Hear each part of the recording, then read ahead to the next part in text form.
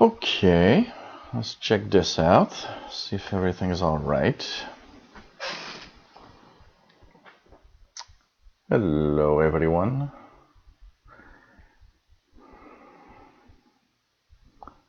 Pretty cool.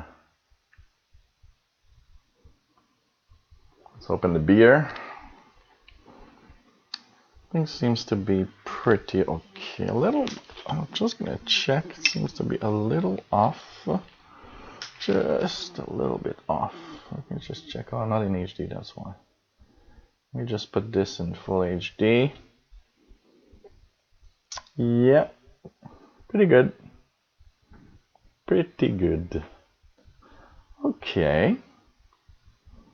I'll let people get and join in the fun. And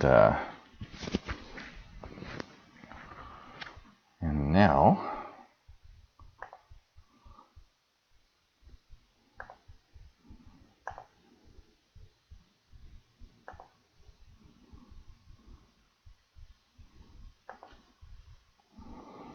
okay, as we are getting here. Okay, everything seems fine. Hello, everyone. Welcome to this live show. And hey, we're gonna just have fun today. Check out what everybody got as a Christmas gift. Anybody got some radios out there? Check it out.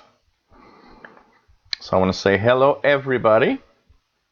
Hello there, Bullfrog89. Nice to have you on board. Hello, Ray Kelly from Nova Scotia. Ivan McRoberts from Maryland, USA. William Helms from Florida. Calvin29, hello there. What do we have? DX Place, hello there. MDK2, got an SDR Play RSP2 Pro. So you've been having fun playing with your new toys. Chase Wibner, yes, Shortwave will not die. I will be making these shows when I'm 85 years old. Hopefully. Or it's going to be a show about, I remember when I was 20 years old, what I could receive on the radio. You know, these boxes with speakers. Cheers, Sleeman, original draft. That's leftover beer from Christmas. So DX Place from Belgium, hello there. Richard Cook, Rick555. QRP radio listener from Punza Island. Nice to have you here, as usual. Really cool. What else do we have? Let's check it out. Mad Radio DXer. Got nice snacks for Christmas. Cool. The True Hurts. Yes, very nice Christmas. Very, very cool. And waiting for the BNC adapters to have it working. Okay. So what else do we have here? Hello, Tora on the IRC chat. Nice to have you here. Give voice. Here we go. What else do we have? SG1 East Nebraska. Nice to have you on board. I guess you had some kind of problem as you are there twice. Hello, everyone, and welcome to this special holiday time shortwave broadcast live on YouTube. And today we're going to talk about, radio, Christmas, and hey, maybe have some Christmassy souvenirs of radio, something that reminds you of Christmas and some relation to radio that you have maybe in the past. So This camera's crooked. Hate the camera. I need to change the camera stand. Has a little problem. So okay, yeah, it's fun to have everybody here. Cool, and hopefully people will have something interesting to talk about. Hello there. We have Nathan Petrovsky from Newcastle, Australia. Cool, all the way around the world. Jesus Ernesto Tilero Salas from Monagas, Venezuela. 73. It's nice to have Venezuela on board. Countries we don't have very often. Really cool. And hey, we're going to talk about radio and see what has happened. So I've been, just to start off a little bit, been really happy playing with my GP5, and boy, having a lot of fun with it. And one of the things that was cool is, for those that have seen the video, I was comparing yesterday the easy tuning mode functionalities between both the Texan PL380 and GP5 SSB. And it's fun to see that the GP5 SSB on ETM actually receives more. So really cool. I found that really nice. And wow, been enjoying some single sideband listening. Lots of things. I've been really having a lot of fun. And our full review is coming up maybe tonight after the show here, or at the latest tomorrow morning. Probably I'll be having the review of this GP5. I'm very pleased with it. I got to say, you know, if that thing had a keypad to enter the frequency, it would probably be an overall best receiver to get to receive shortwave. Really amazing little thing, and having a lot of fun. So it's pretty cool. I listened to Radio Australia this morning on 9580 kilohertz. So it was pretty fun too. Nice to receive that. And yeah, I've noticed that. But I've noticed one thing. Jerry, that is often here in the chat room, sent me a link, and I noticed that the number here, it says Cage. And there's like a number here at the bottom. This is a revised version. This is like a revised version for 2017. They kind of revised a little bit the electronics in it. So it's a kind of an upgraded version to make things better. So pretty cool. And how does it compare to the PL680? I haven't yet done, but you know, in the next week or so, look at the videos on the channel. I'm going to have tons of videos. PL680 against GP5 and PL380 against GP5. PL380, what is interesting is it's the closest thing. What's nice is that the PL380 actually has one very nice feature, is that it actually is what's the closest thing to the GP5. It has the same silicon integrated 4734 chip. So this radio is kind of the same or the cousin of that radio in a way, even though the form factor isn't the same and it has a keypad. So this is interesting to compare with this, because we could see if there's some improvements on the GP5 using the same component, the same chip. You know, they probably modified it a little bit. So to see the performance, the sound quality also from this compared to this. And this PL680 is a different receiver, not using one of those DSP chips. So it's going to be interesting to compare. There's going to be a lot of videos where I'm going to compare. And it's funny because I was reading just before I got into the live show, somebody saying, "Oh, you know, you can't compare the receivers like that, and you're not doing it right." And it's like, you know, I'm just comparing. I'm not putting it on a a bench and trying to measure the exact, microvolts of this or that. I don't give a F about what you think. if it's right or wrong what I do in the tests. I am just exposing my opinion. If you're not happy, once again, there are dozens of other shortwave channels on YouTube, so just go away. Okay.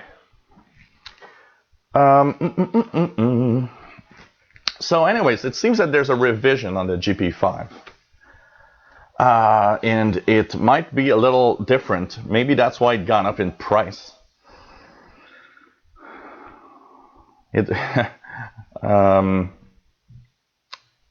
Hello there, Calvin. Nice to have you on board, by the way. And so I'm going to compare all of that for sure. Kelly Taylor, Panasonic round ball AM/FM, about 6-inch ball many years ago, got one for a Christmas gift. Oh, cool. Yeah, I know what you're talking about. I have one of those, but from a cheaper version. But I know what you mean in that AM/FM ball type receiver. So pretty cool. Of course, you know, I'll be expressing my opinions also if, you know, compared to the others, you know.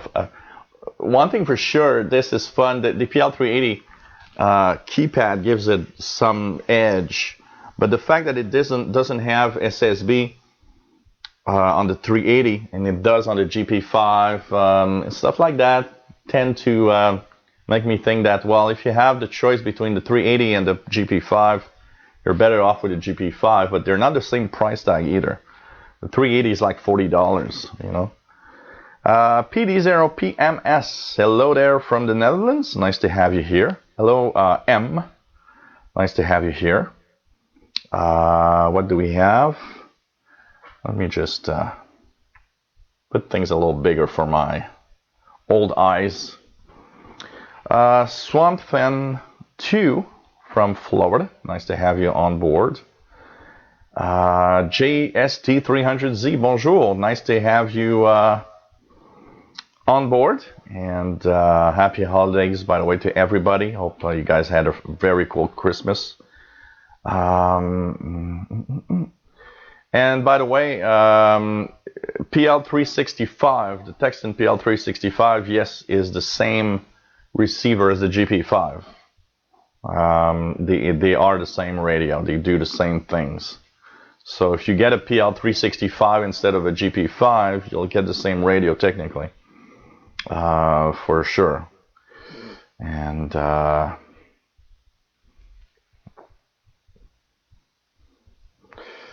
yeah, no, that's exactly it. You know, my observations are based upon just using it and comparing, you know, my ears and what I look and what I see, like everybody would do, pretty much. You know, this is not a lab test, and I think they are extremely valid. I got to say one thing.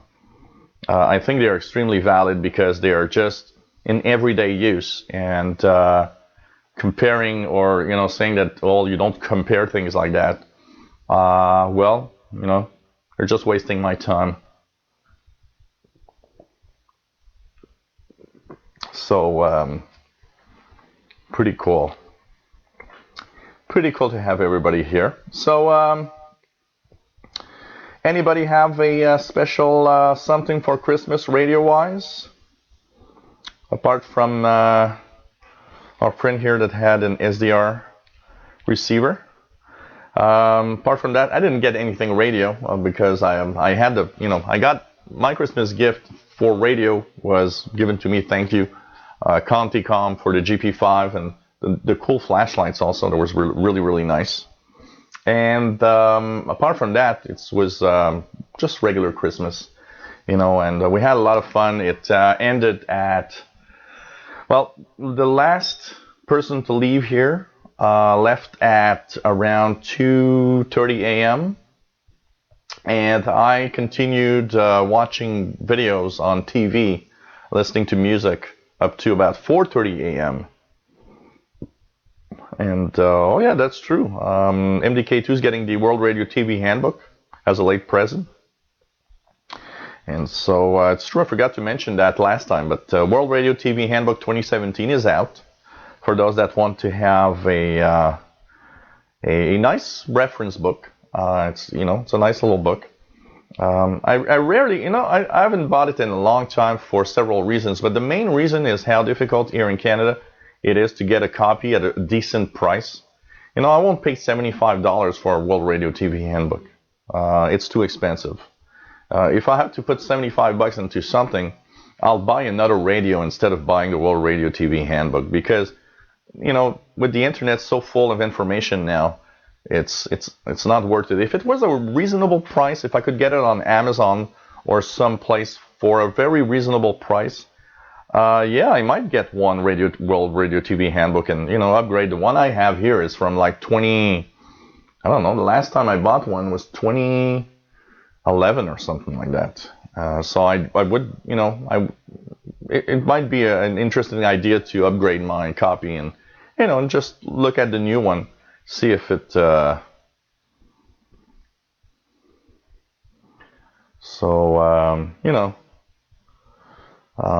it's a nice, that's also the thing, MDK too. It's like the only book that I was really buying every year was when there was the Passport to World Band Radio. I love so much that book. That's the one I miss the most. Passport to World Band Radio was the book, and it was the book, in my opinion, it was the book for the newbie. It had all the schedules, it had a lot of radio reviews, the pages with all the radios, rated radios. I'd love to have a copy of that today with, all the Texan radios rated in there and so on. That would be so cool. They had amazing they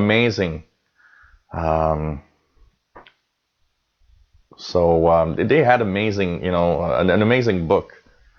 So yeah, 59.67. Yeah, and is it what the problem is with Amazon, Ray? Is at $60 I might be tempted, but the problem is when you buy it, they're going to tell you, well, it's going to be available sometime. And you wait a week, 2 weeks, 3 weeks, a month, and it still doesn't say when it's going to be available. And when they do give you a date, they push it back, and you never really know when you're going to get it. So, you know what? I'm just going to check here by chance. Just going to go to Amazon.ca. Okay, just Amazon.com. I want to go to Amazon.ca. Okay, WRTH 2017. Yeah, it doesn't say anything. Actually, Amazon Canada. Did you get the price on Amazon US? Because if I look at WRTH 2017, the only one that comes up here, Ray, is a $95.16 Canadian version. And that's Amazon Canada. World Radio TV Handbook. It says available 20th of December 2016. It doesn't say in stock. And it says here, Canadian, $95.16. I'm not going to buy a World Radio TV Handbook for $95. I can tell you that. So, yeah, that's the thing.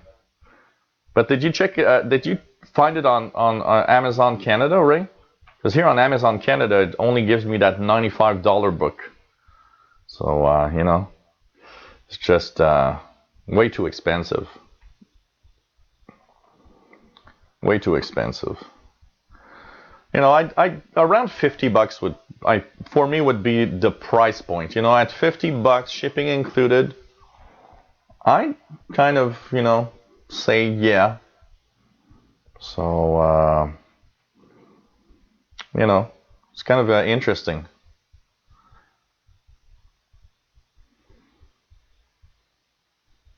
Yeah, 2008 was the last year of the Passport to World Band. God, I miss that book. Can tell you that. Hey, Brett Wayne, nice to have you on board. And he loves his GP5 and had it for a year in April. So he will have it for a year in April. So it's cool. It is a great radio. I love it. I just love using it. It has, you have to overcome the what probably for me is the worst, the most negative point that I have on the GP5, the tuning, going to frequency ranges, because yeah, you can jump through international broadcast bands. When you're in single sideband, it jumps through the amateur radio bands. That's cool. But say I want to listen to the CB band. Now that gets a little more complicated because it's far away from an international broadcast band. I have either to use the 11-meter band of international broadcast or go into sideband, have it go to the 10-meter band. But still, it's far away from the frequencies, and you gotta either tune or have it scan down until you get to around the frequency. So it could be time consuming to tune around for some frequencies. But I would say that's the most negative point of the GP5. That's why a keypad would have been amazingly a good idea on it. But still, you know what? I started to fill up my memory channels with hundreds of frequencies that are, first of all, very common. So, the drawback of tuning around, you can actually remove a part of it by just put into memory channel all the ones you want to keep. And like that, you, of course, have a better access to the different frequency ranges. But it's the biggest drawback is the tuning. It's time consuming from time to time. If you just want to listen to the international broadcast bands, it's not too bad. If you just want to listen to the amateur bands, it's not too bad. If you want to go outside of that, it's a little more time consuming, but it works. It does the job. So yeah, Kevin O'Reilly, nice to have you here. Says Passport was the best, well laid out schedules. That's true. Hello there, Jeff KD5 QDO. Says WR, the World Radio TV Handbook is handy, but just after I got 2016 book, they came out with a bunch of revisions. Yeah, they do have a few revisions every year for the radio. One of the things for the World Radio TV Handbook is not to use it. I don't use that for schedules, never. The internet has a much better source of shortwave schedules that are always very, very up-to-date and accurate. It's more for the World Radio TV Handbook. Biggest positive point is the contact information for every station, and a ton of information about where's the transmitter sites and the station address, postal address, stuff like that. That is amazing. That information is really good. But for schedules, you got schedules on the internet that are updated every 2-3 days. I just looked at the EIBI schedules. It's been updated a few days ago. And so that's more accurate. And for schedules, it's not, I would not buy that for schedules ever. There's too many changes in the shortwave stations with, the months and the years. So, hello there, Chris D. Nice to have you here. MDK2 says $44.95 US dollar on Universal Radio. Even McRoberts says, I've been using my PL660 a lot over the past 3 days. Very impressed. I've been picking up a lot of South American stations as well as local US. Heard China a few times. Cool. It's a great radio. PL660, amazing radio. Can tell you that. So, thank you, Jeff. Yes, my monthly shortwave list, which should be out somewhere around, I'd say somewhere around January the 10th. The next one. It will include European frequencies for the first time, and we'll expand it slowly. As it gets bigger and bigger, it also will be more complex to work around. So we'll try to keep it, KC135R, hello there. Nice to have you on board. Says 58 British pounds in the UK for the World Radio TV Handbook. That's kind of expensive, for just for the book. So Kelly Taylor says, after Christmas gift for me, Elinco 135 2-meter FM finally giving up after 10 years. Ran it mobile in my van for the whole time I owned it. So got a Yaesu FTM 3100 2-meter FM transceiver, 65 watts out. Well, it's not that you necessarily wanted, but at least, you know, you got a new toy to play with. You got to take the positive side of a radio that breaks down. Hello there, Roger from Los Angeles.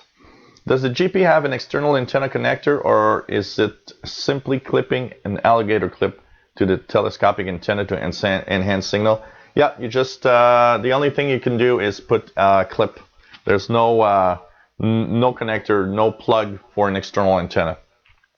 So you just clip to the telescopic, and you put your external antenna on it. That's the only way that you will have an external antenna. So Kelly Taylor says 120, not too bad, 129 US dollars with shipping and handling.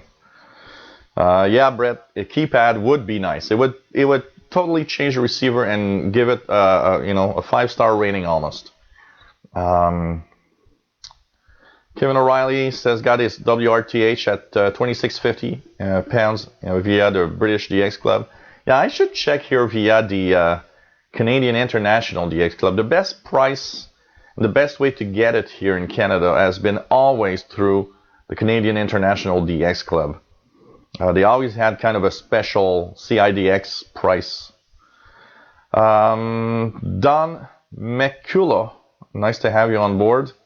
Loves the PL600. It does have a problem with picking up interference, but when outside, does a very great job. Love the direct entry keypad. Yeah, well, it's not the radio's fault about the interference. You know, it's a lot about our own electronic equipment that just makes a lot of noise in our environment. That's the biggest problem. So, I'm pretty sure they're listening in on the GP5 in the comments that I do give out. Who knows? Maybe we'll have a GP6, and it will have a keyboard. You never know.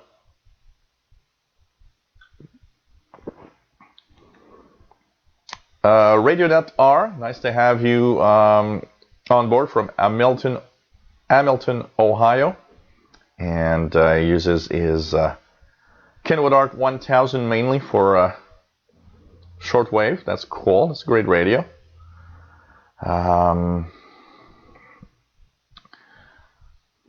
MDK2 says his main interest in the World Radio TV Handbook is the addresses. Some of the stations are almost impossible to find a way to contact. To some in reception reports, at least checking online. Yeah, some stations online are very difficult. That's pretty much what I say. Is World Radio TV Handbook is a great book for the contact information, and not just regular address, but you got even names of people that you can contact, which is amazing. So pretty cool. John Ritson, hello there. Season's greeting to you, and he's multitasking between two places once again, so won't be able to answer straight away. No problem. No problem there. I often do that with a lot of stuff. Yesterday I was listening. It was interesting, by the way. Yesterday I was listening to the QSO radio show, which I find kind of interesting. It's funny because the QSO radio show always kind of reminds me of this YouTube show that I do. It's let's just talk about stuff and have interaction with the users or with the listeners. So getting calls from listeners and stuff like that. I kind of like I was reading a comment on a website the other day where somebody was saying, well, I hate the QSO radio show. Guy always ranting and talking away about all sorts of stuff.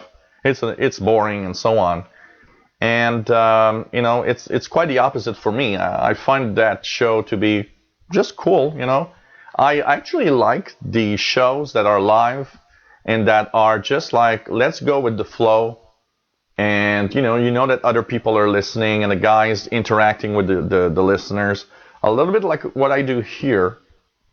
I got a funny comment about my shows here, by the way.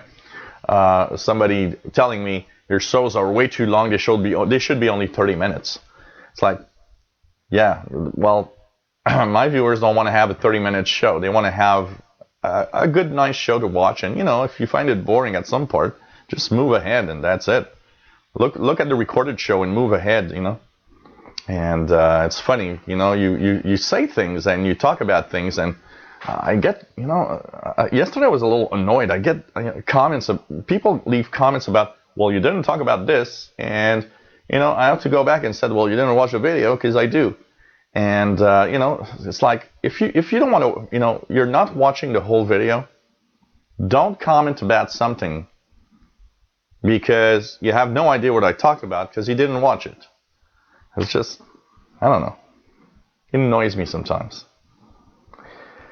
MDK2 says, I was looking up Voice of Nigeria the other day and kept getting warnings not to click the links from my browser. A lot of African websites are actually kind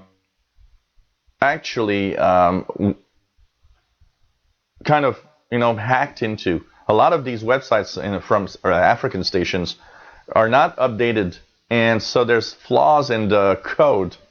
And basically, some bad guys search the web for websites that have all sorts of flaws, and they inject their own code there.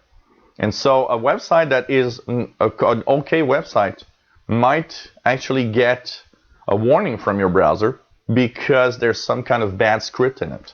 And it's not because, Voice of Nigeria, for example, is a bad organization.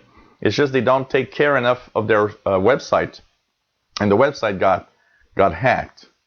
So, Southern Illinois San, the stream keeps freezing on 144. That's weird because pretty much I've actually had even here a few comments of people saying it seems to be okay. So something maybe refresh, choose a different browser, or close the browser and redo the link. Sometimes you get a bad stream from YouTube directly. So DK2 says the stream working well on this case. RadioNet R says my iPhone 5S seems to be doing really good on the stream. So I gotta say. Richard Cook received Voice of Korea for an hour on 6170 earlier. I haven't heard Voice of Korea in a little while here in Montreal. Gotta say. Also, sorry guys if I'm back. I'm far away in the chat room. It does happen sometimes. Mad Radio DXer says, if I get the text in PS365, I want to try DXing medium wave in the field by connecting to a long wire and antenna tuner. The 1 kHz filter should be able to minimize QRM. Yeah, medium wave has a plug for that little bar antenna here. That little antenna, so you can actually probably plug it here. They did say one thing, by the way. There's I read something about some of these that are made that are heavier for the receiver to be careful because the plug can break easily, apparently, if you have too much force on it. So be very careful when you plug in there, for sure. So, hey, David Arden. Wow, got an ICF 7600. It's a great radio. One of the great radios, I can tell you that.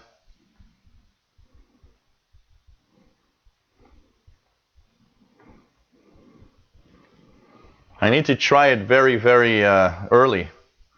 Maybe I should try 6170. It's 10:30 UT. That's 5:30 a.m. I would have to wake up at 5:30 a.m.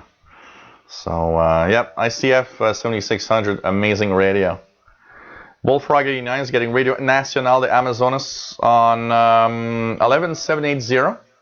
Been picking up a lot of South American lately. Yeah, but with the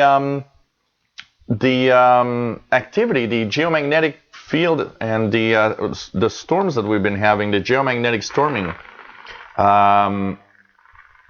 north-south signals have been coming in really, really well.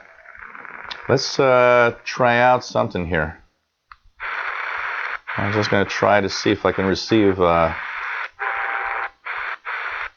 Radio Nacional Amazonas on the radio.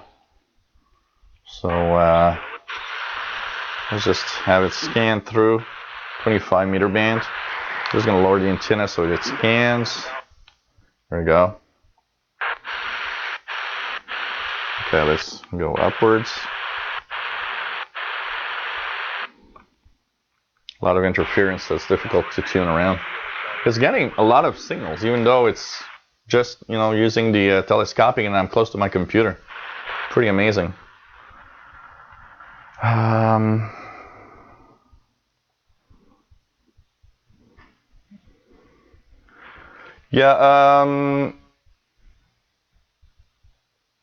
Rarest station, shortwave station to receive in QSL. Depending in North America, I would say Voice of Korea is one of the hard ones to receive. It's probably one of the hardest ones to QSL, so that is a good challenge if you want to try a QSL. Voice of Korea in North Korea, trying to QSL them is a challenge. And one that's very hard to receive, and that's worth it. Also a little hard on the QSL sometimes. Radio Argentina al Exterior on 11710 to North America. Radio Argentina al Exterior is one of those. Here, guys, I got the answer. So just with the telescopic in front of my computer, Radio Nacional Amazonas.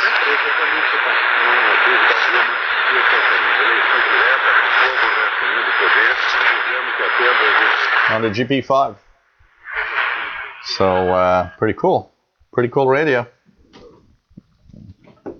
JST 300Z says 30 minutes to talk about DX day. Yeah, every day. Man Radio DXer says I can listen all day. The website that I use often for the schedules is eibispace.de. But if you go to shortwave.info, it's the same list. All of the websites, by the way, that organize the schedules use the EIBI schedules. So whatever you're using, it's okay because you got the same schedules. It's just the layout is different. I don't know why. I'm kind of an analyzing guy. I have to, analyze all the list. I like a list. I don't know. I've always enjoyed having a big list, and I just go in there, and have fun. Calvin says, I enjoy. Well, I'm losing. Sorry, guys. Coming. Okay. Dear C Antennas, hello there. Says your shirt should be longer. And yeah, it's fun to have the chat with the show and everything too. Does it have mini USB on it? Be nice. It could have external USB encoder, direct keypad. There is a mini USB on it, but it's only for charging. It doesn't do anything else. From what I would say, it doesn't do anything else than charge, just charge. David Arden says I could listen to Jill all day.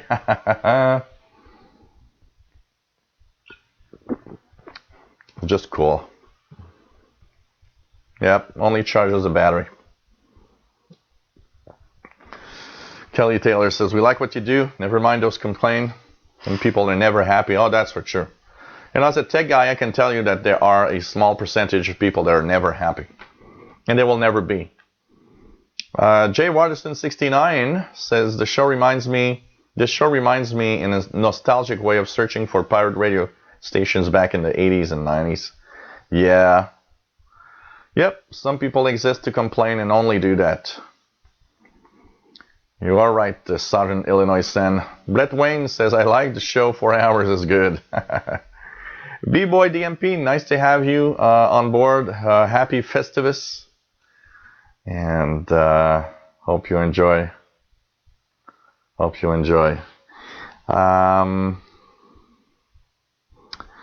do we have here?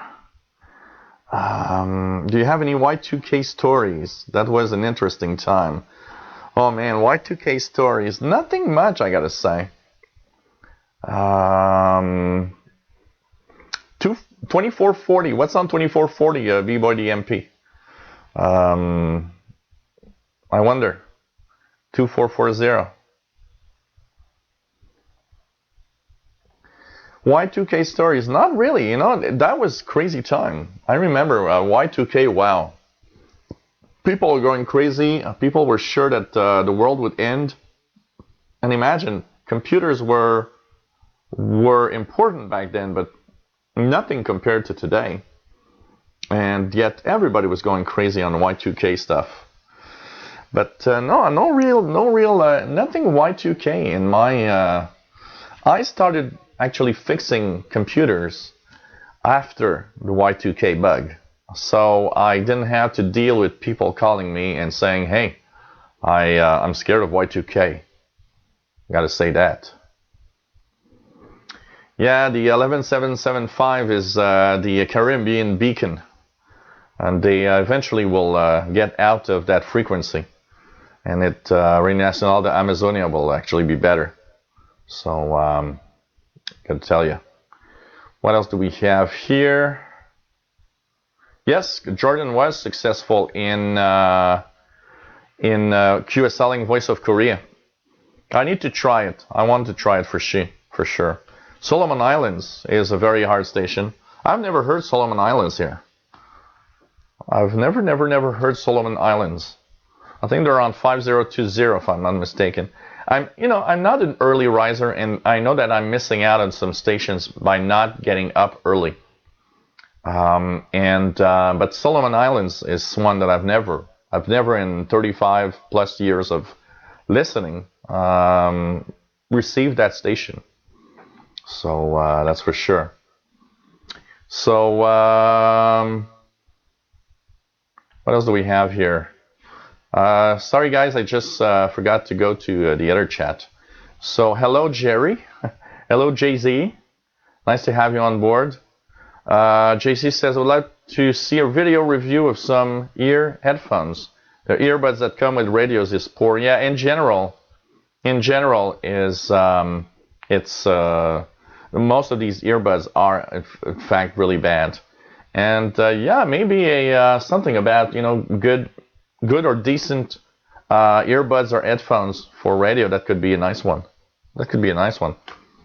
I actually use my Galaxy S7 headphones on my radios most of the time because I find the sound better.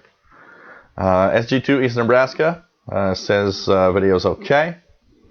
GP5 SSB is working out great, Jerry. Really great. And yeah, we lost more celebrities. George Michael, that surprised me a lot. George Michael, 53 years old. I never was a big fan. I didn't like Wham when I was young, but as we get older, we listen. And it's like, well, it's Wham, or it's George Michael. I did find kind of an okay album, Fate, but I got to say, when George Michael died and I saw the news, I was like, wow, that's surprising. And Carrie Fisher, that we talked in the last show, now is officially died officially. So really, yeah. Like Jerry says, people thought nuclear missiles would fire up or blow up on Y2K. For YouTube chat, 11635, yeah, number lady is there on 11635, by the way, for those that want to check it out. Hello there, I'm Mapper from Moscow. Happy New Year. Well, not yet. We still have a few days left, but we're soon to have to be a Happy New Year. Mad Radio DXer says, that's it. PL365 will be coming tomorrow. Cool. Really nice. Kelly Taylor's receiving 11635. It's 40 over S9 in Texas. F.O. Welsh, hello there from Ottawa. Thank you very much. Always nice to have everybody on board. K3DY, DXing, Antoine, hello there. Nice to have you on board.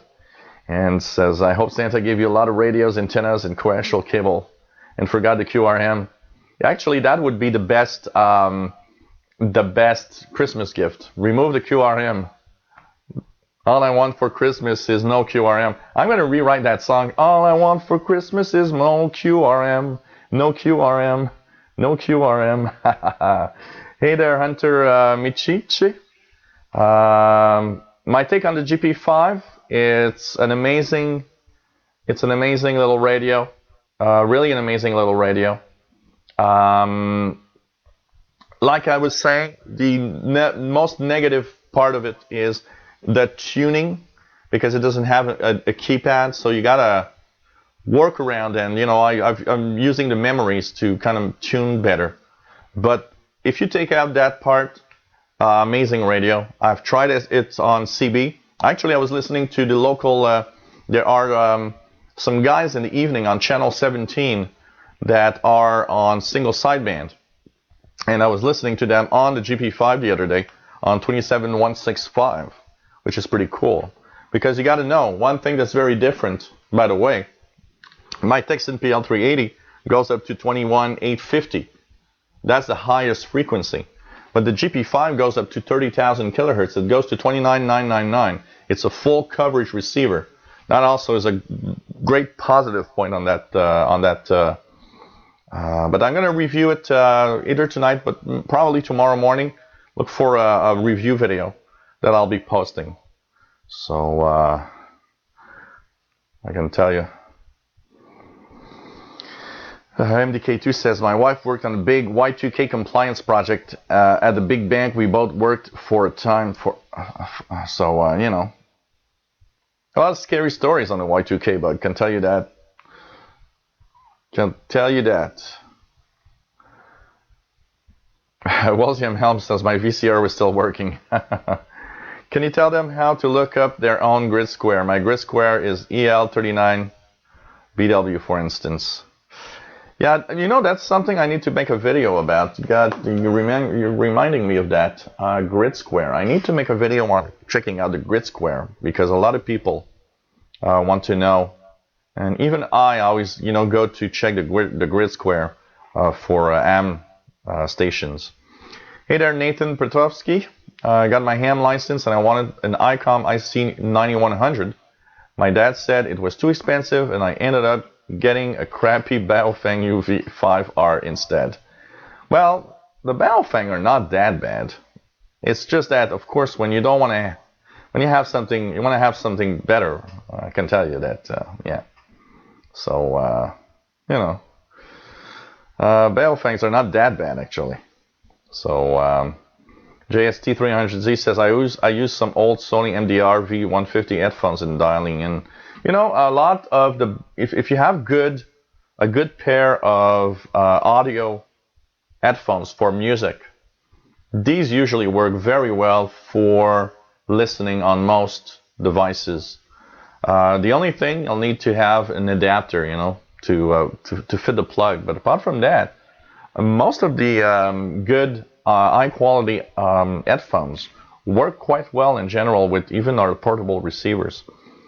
Hello there, Charles Skelly. Nice to have you on board from Underhill, Vermont.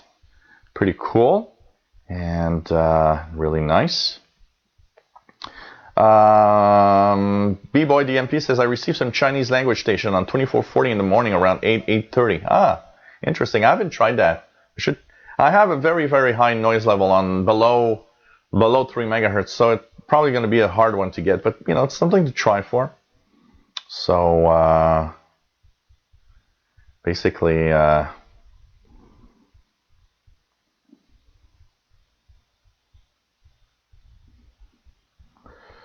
Rick Ellie says, no messed up. Joe was looking at the 2016 AHA. It can be bought for £25 direct from the World Radio TV Handbook shop, but with shipping to Canada and exchange rate, cost would be greater for us. Yeah, it's pretty expensive. £35 would be, with shipping and everything, will probably be like $80, 80 Canadian dollars or something.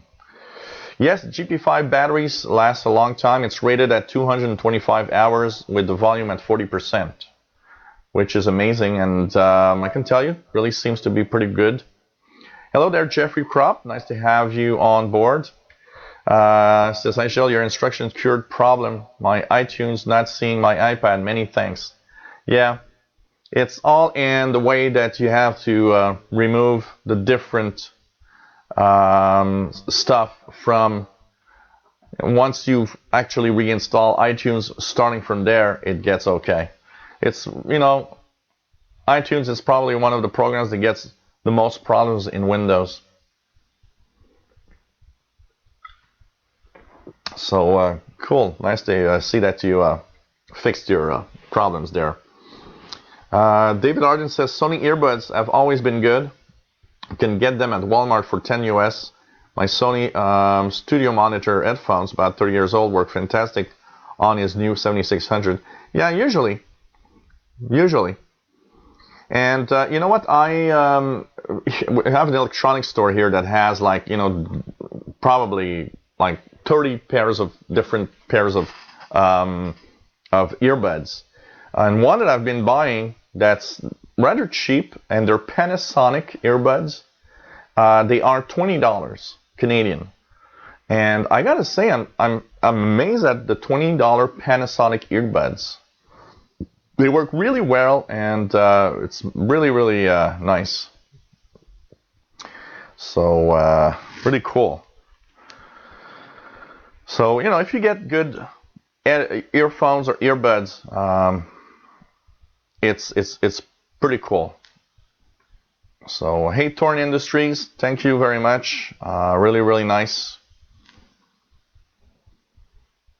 Really, really nice. And yeah, the Baofeng U5 VR is not bad a radio. That's what I've also heard also. Brett Wayne says my review is thumbs up on the GP5. It's an amazing radio. Yes, it is.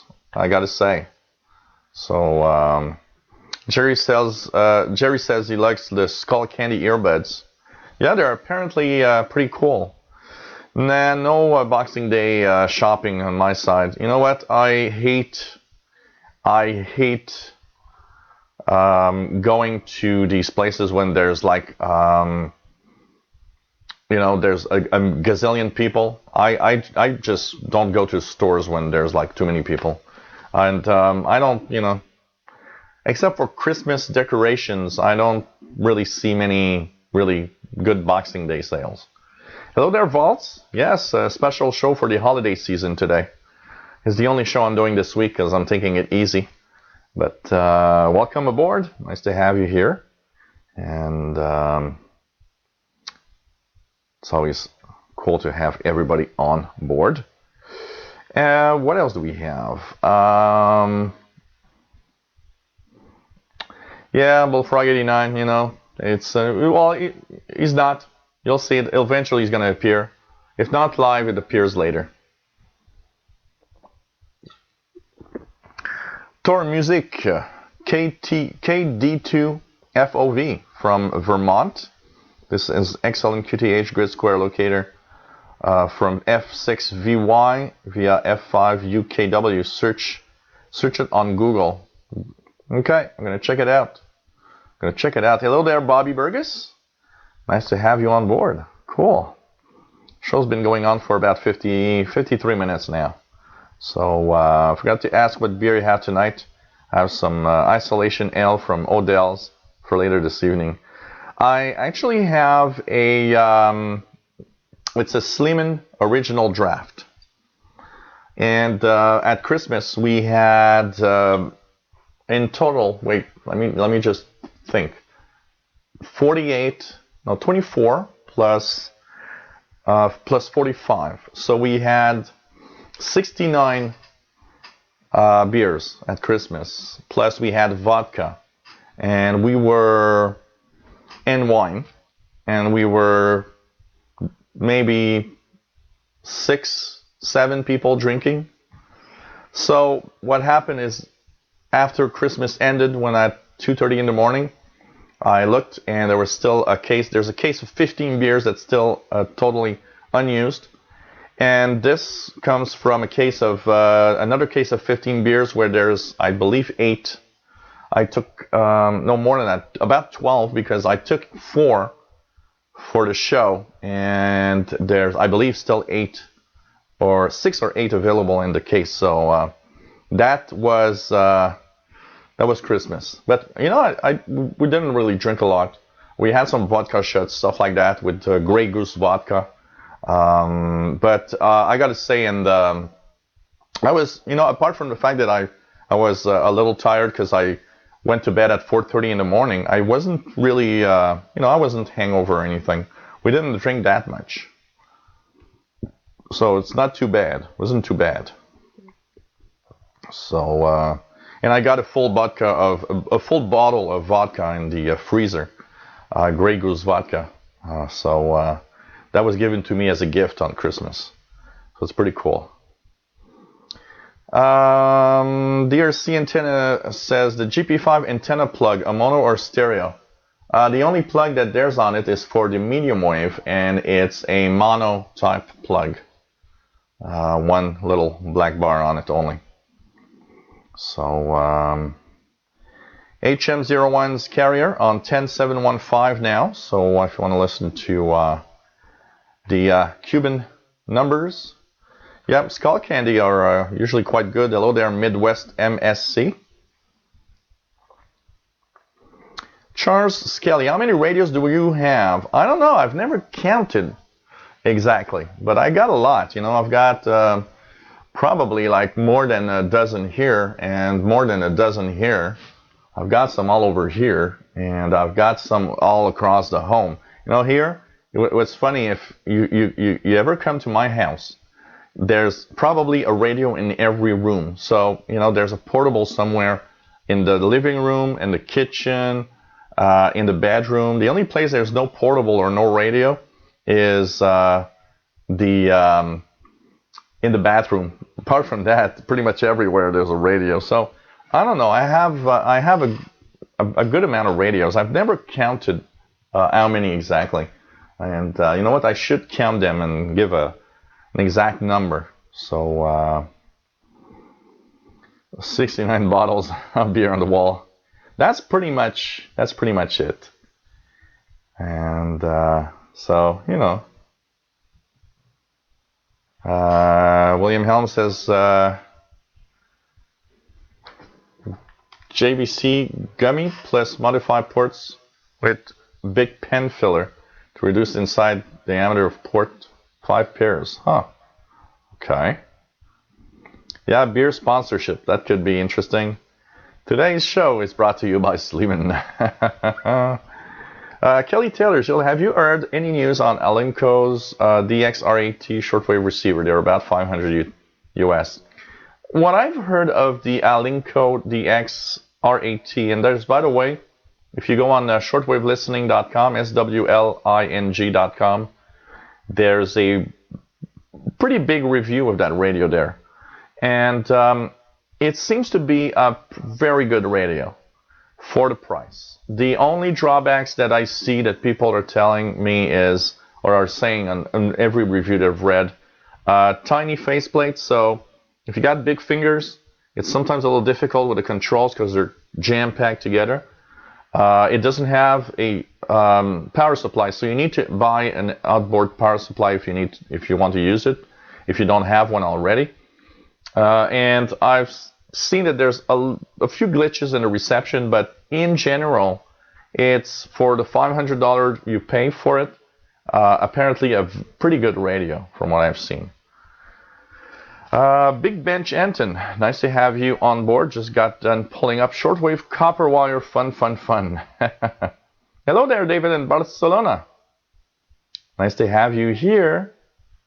Nice to have you here, as usual. And that's pretty cool. The Instinct banner on top of my radio shelf is my team in Pokemon Go. I'm on the Instinct team. And my nephew is a big fan of gaming and games and all sorts of things, and he goes to these gaming places. And he had the opportunity to buy some posters from an artist. This is made by an artist that makes her own posters, and she had posters on all the Pokemon Go teams. So basically, that's my Pokemon Go team. I'm a yellow or Team Instinct, like my nephew. That's all that it is. And yes, I do play Pokemon Go. So, yes, I need to get one in the shower. Big Bench, Anton, you're right. You are right. I need a shower.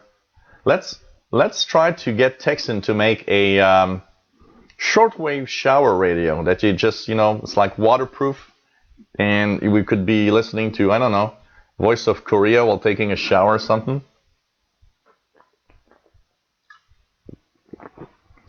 David says my hi-fi headphones are Sennheiser HD449s, and he used them on his stereo setup at home, and also sometimes when on the move on his with his Panasonic SX52 cassette Walkman. So yeah, they work well. They work well.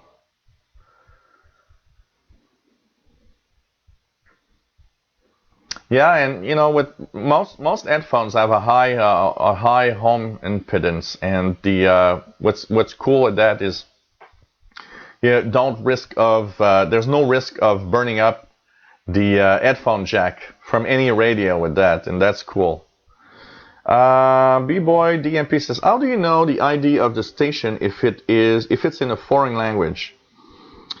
There are some ways sometimes that you might actually make out, but you know what? Most of the time, I look at the lists of shortwave stations on that frequency that are on at the time that you're listening.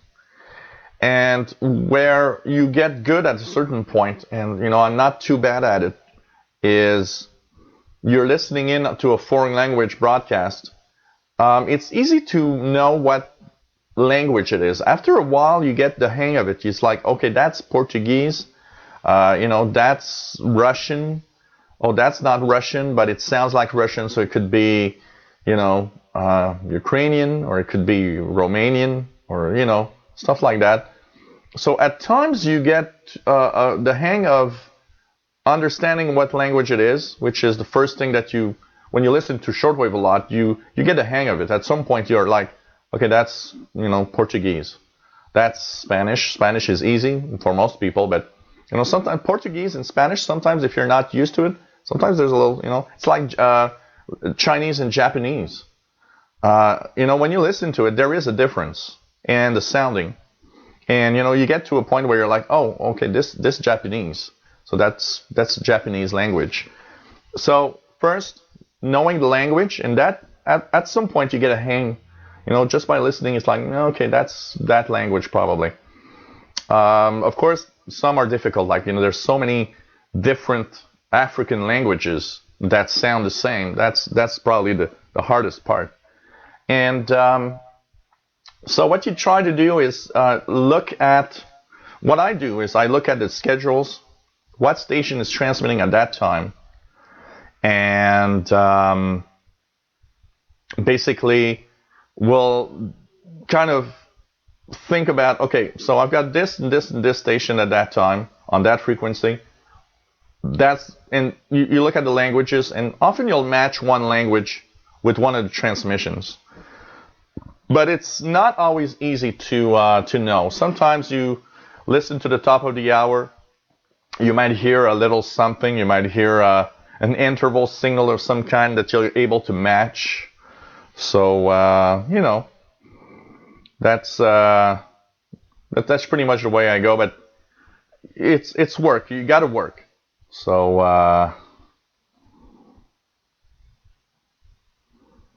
you got to work. That's for sure. Hey, Carlos Ruiz, and that's nice.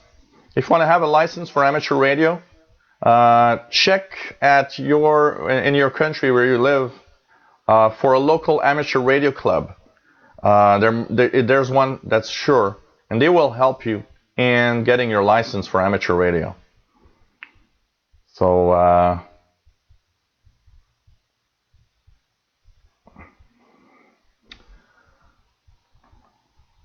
what else do we have here? I caught a Christmas Pikachu today.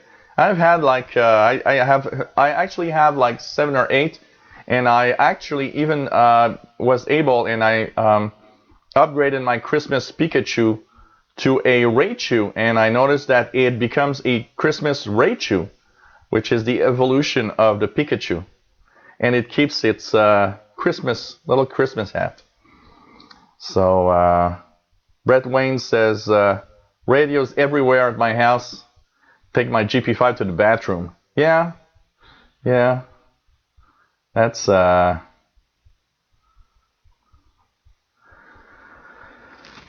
man.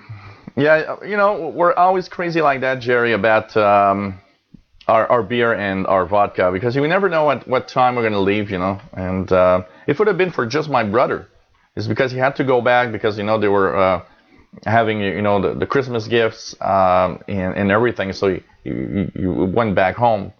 But if it was just me and my brother, we would have stayed up until 7 a.m. and continued drinking.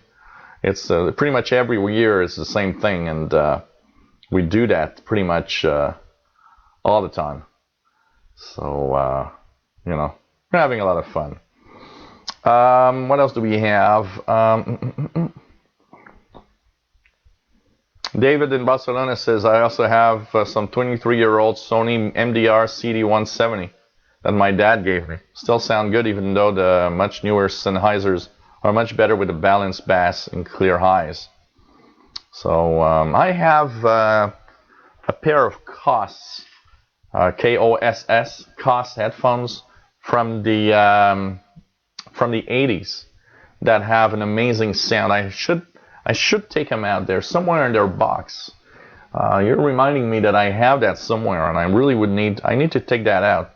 That could be good for listening to even some music on my Galaxy S7 phone. And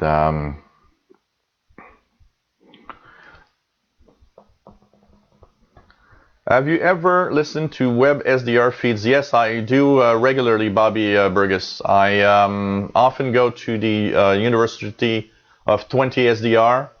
Also, there's a list of Kiwi SDRs from around the world. There's Global Tuners that has many receivers online from around the world. So I often listen online. Mostly.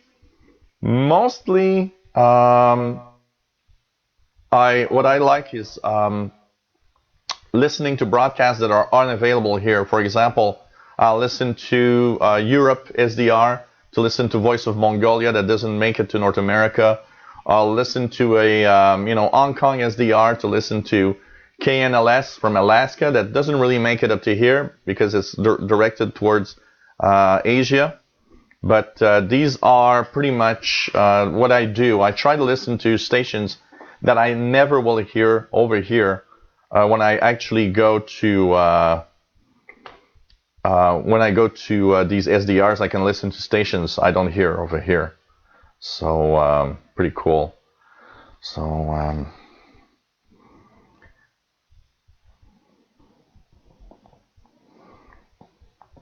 Calvin says I must evolve one later. Yep.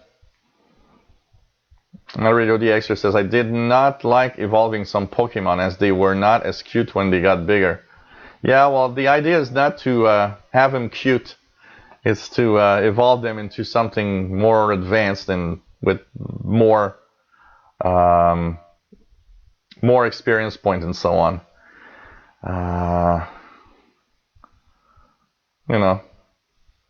The lucky egg, what I do often is I'll get like those. Sorry, guys, I'm talking about Pokemon Go here. What I'll do sometimes is like pack up a bunch of Pidgeys. These are the most common Pokemon that you have, and they are the ones that are also the easiest to evolve all the time. So you get really a big bunch of them. And once you've got like, I don't know, 10, 15, 20 evolutions available from them, you actually you put that lucky egg there, and then you evolve all 15 evolutions. So it doubles the XP points on every evolution, and you really move like, to another, you move to another level really fast doing that. So Amazing. Bonsoir, Nirudin Mazari. Bienvenue. Always nice to have you on board. Charles Skelly says Raptor. Okay, he's talking to Raptor, but he says he has Sony MDR 605 open over the ear. Still sound great using them currently. Price right, you know. There are some really nice ones. So yeah, but there are many ones. Bobby Burgess said the one from Norway is very good. There are many web SDRs on there that are really nice. There's one in Sweden that's nice. There's a University of Twente in the Netherlands is great. There's one in Crema, Italy, that's amazing. On the global tuners, there's one from Hong Kong that is pretty good. And yes, I know, Mad Radio DX, the Retro Game Hangout is calling me. We're always, you know, getting into the same in the game from time to time. So yeah, Calvin, that's the way you move up. That's for sure. In the email, we have Susan in California saying hello. Nice to have you on board in this holiday festive season. She wants to wish everybody a great holiday season and a Happy New Year. And she says she finds it funny that I talk about Pokemon Go because her son is playing Pokemon Go all the time. And she says, you just made my son listen to your show now. So, okay, well, maybe, you know, his Pokemon Go interest will bring him to radio some way. So, you know, you can see that radio guys are also Pokemon Go players or regular people that do other stuff. So, thanks for being here. Welcome. Frank in Tampa Bay, Florida says hello from the email also, saying that he enjoys watching the show. Regarding the comment on the show being too long, he agrees with all of you. Show is never too long.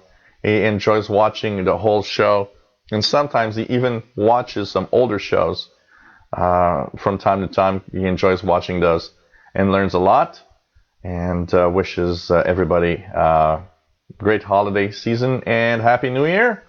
Thank you, Frank, in Tampa Bay, Florida. We have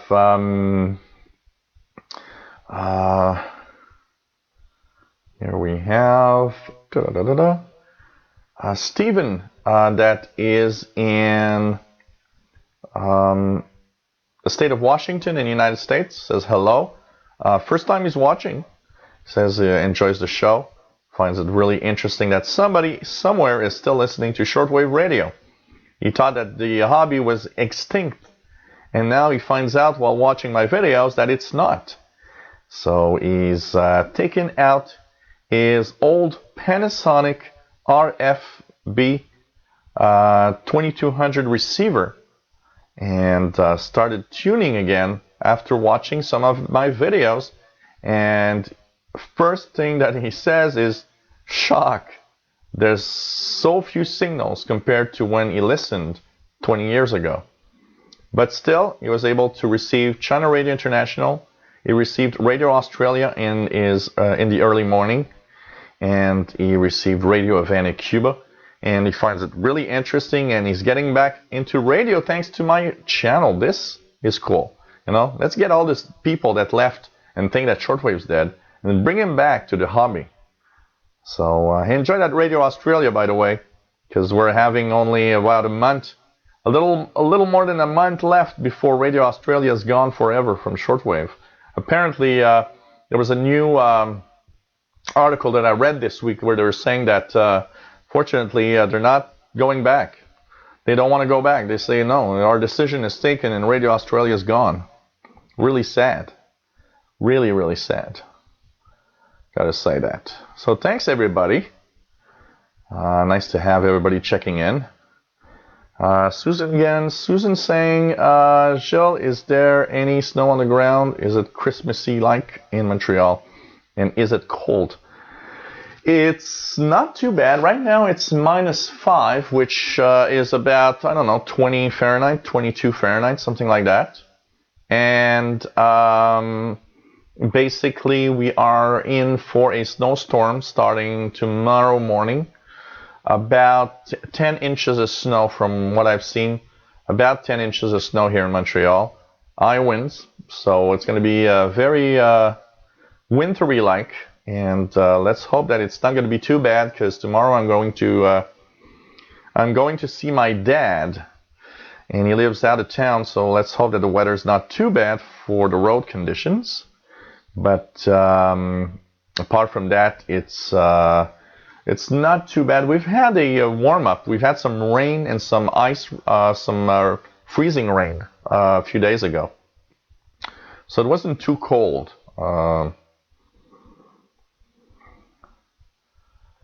So let's check it out here.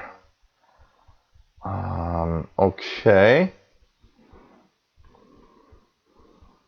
What else do we have here? Bobby Burgess says he listens to the ones in Alabama and California. So that's nice. Go around and check it out. Do I use ferret chokes on my antenna feed line at all? Nope. No ferret chokes at all. Chuck Adams, is that beer? Yes, it's Sleeman Original Draft. So that's Joe Michelea says, does Brother Stairs sleep? No, he's probably, God helps him, so he's always awake 24 hours a day. So that's for sure. MDK2 says, I noticed some new guy on Stairs program sometimes. I wonder if he's being groomed to take over. Stair is called home. Yeah, I've noticed that there's kind of an interaction sometimes with Stair and somebody else. I don't know. Maybe he's preparing his afterlife, and we'll have some other guy to get some God news in the future. So, John Ritson says he's after suggestions on a small footprint receiver that would be a transmitter, so a transceiver, or a receiver only, but within a budget of 200 pounds or less, if possible. Portable or desktop?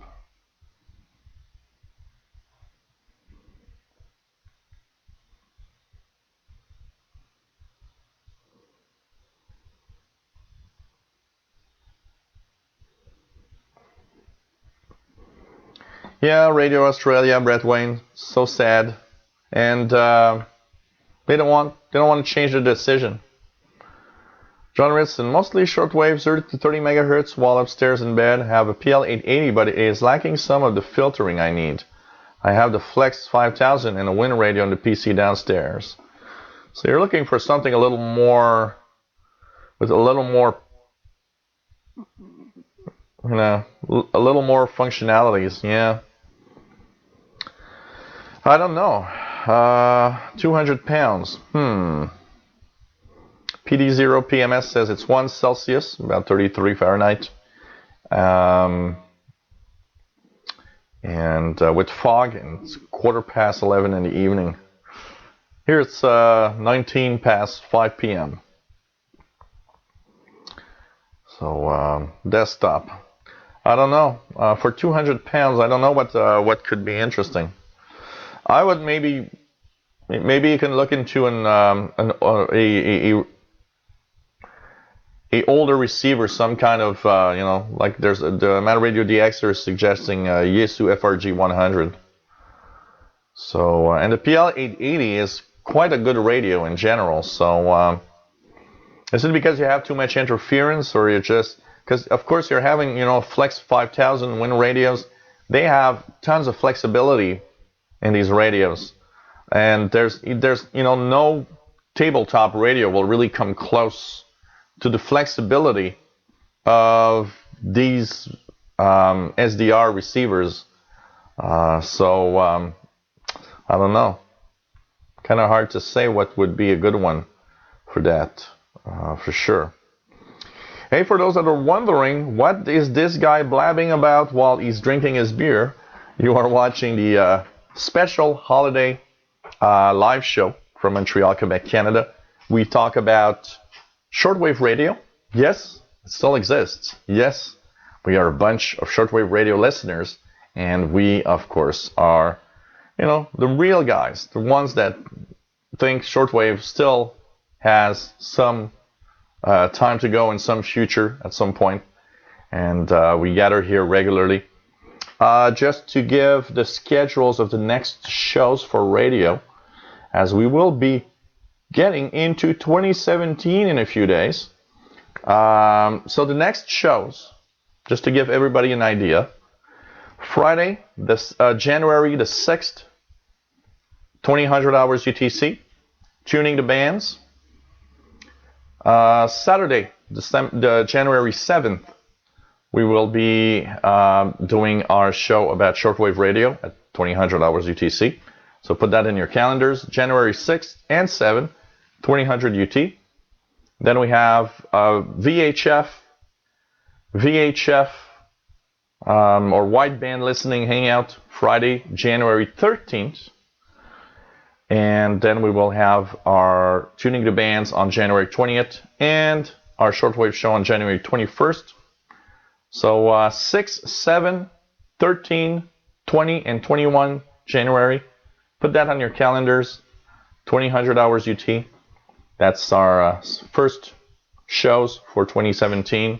As for the computer shows, for those that are following me, the computer shows, we will, of course, come back with our Tuesday show on January the 3rd. We do have a new show that is going to show up for the technology show. It's called From the Couch. It starts Thursday, the January the 12th. And this is a new show with my nephew, Gabriel. It will be every Thursdays at 4 p.m. Eastern, 2100 hours UTC. So I hope that's going to be fun. And wish me good luck, guys, because 2017 is a make or break year. It's the year where I'm continuing what I'm doing right now, the live shows and everything.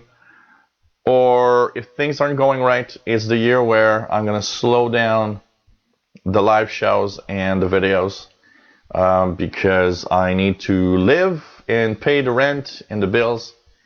And unfortunately, unless it gets better than it is now, I won't be able to keep up the pace that I'm having right now with the live shows and the videos.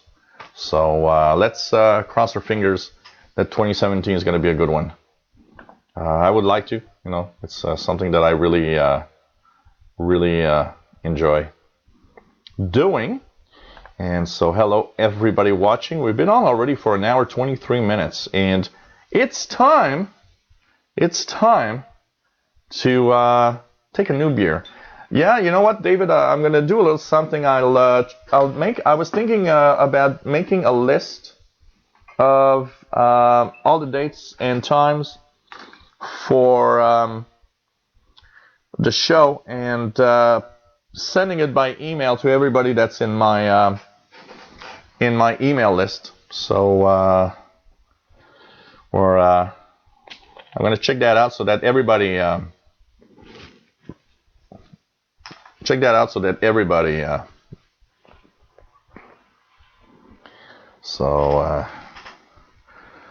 it's gonna be interesting. So I'm gonna try to have a little list I'm gonna send to everybody, so that everybody knows when the live stream is coming up.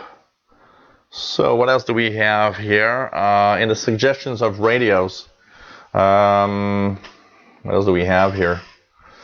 John Ritson, MDK2 says Grandic Satellite 750. which is sold as a Texan S2000. I'm not sure it's under 200 pounds. Com Radio CR1, but beware of the flimsy skipping tuning encoder. Don't know if it was fixed in the CR1A version. Okay. John says age is no issue, but there is so much about no real noise issues, just something that sits nicely on the desk. I would get an older tabletop. Get yourself, look at maybe an older Kenwood R1000 or something like that. There are a lot of them that go online for not too much. If you have availability of Amfest in your area, John Ritson, go to an Amfest. You're going to find an old tabletop that you will like, and you're going to pay probably less than 200 pounds. Any Kenwood or Yaesu receiver, tabletop receivers, any older ICOM receivers are going to be great. Maybe getting an older receiver is something that you like that. So Joe McHelea says we're getting ready for the EMP. So what else do we have? Charles Kelly says I still like WBCQ on Friday and Saturday with Alan Wheeler Worldwide, especially when they talk of old radio stuff. Yeah, Alan Wheeler is kind of cool. That's part of the shows I like. Alan Wiener Worldwide, the QSO radio show, stuff like that on the different station, WTWW, WBCQ. That's. I wonder where they are in the WBCQ. I haven't heard them in a little while. WBCQ is so close to me that very often signal skips over me. I haven't heard Alan Wiener in a while, and I wonder where they are in getting out the, they were asking for donations to pay for new equipment. So I wonder where they are with that. So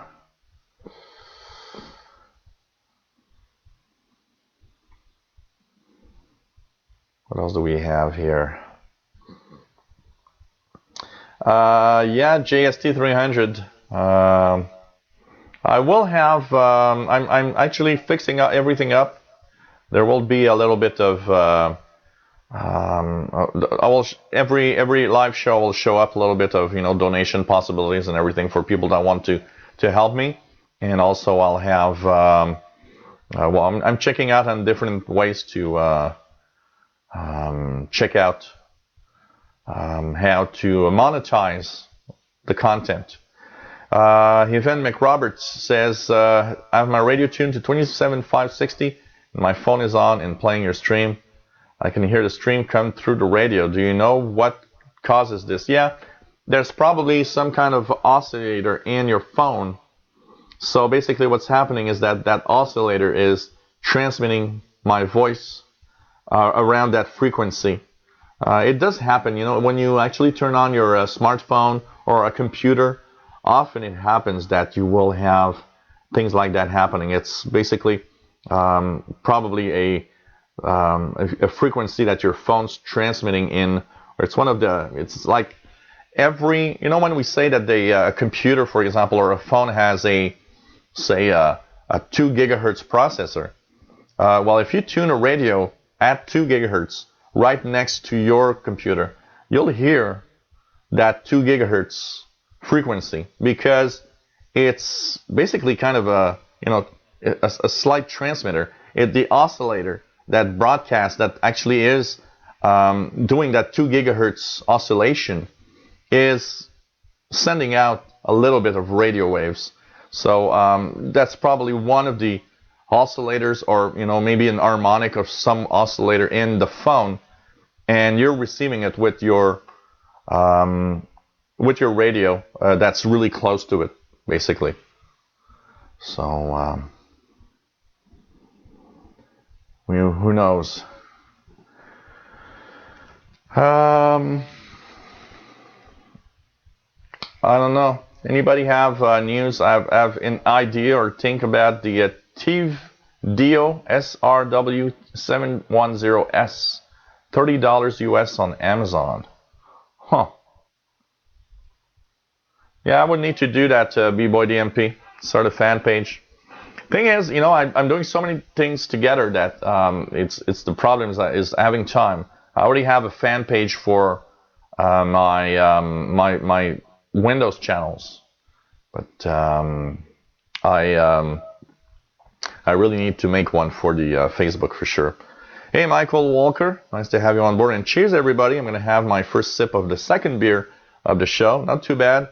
90 minutes for a beer.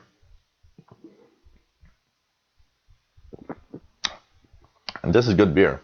Original, Sleeman Original Draft. I usually put a little slice of lime in the beer. I like that. It gives good beer. Oh, man. Yeah, I don't know what's going to happen with that. Angela Merkel is, I think she said that she's staying, so we'll see those elections in 2017. It seems that every country around the world are in difficult times and not really sure. We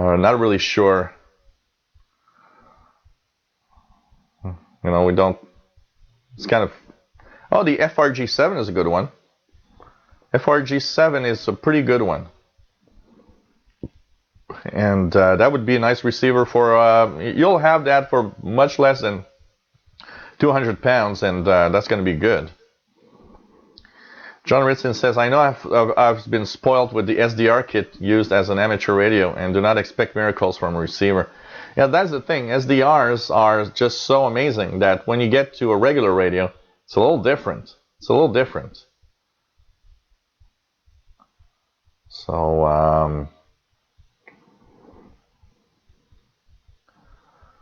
it's a little different. Yeah, Kenwood R1000, great. R5000. Kevin O'Reilly, the only thing about the R5000 to be careful is that it has several problems that is getting older, like the dots problem in the display. So you got to be careful with that, not to get a receiver that has that problem. There's key bounce also when you enter the frequency. That's often a problem. He's got an R70, an ICOM R70. Got it for 150 pounds, superb receiver.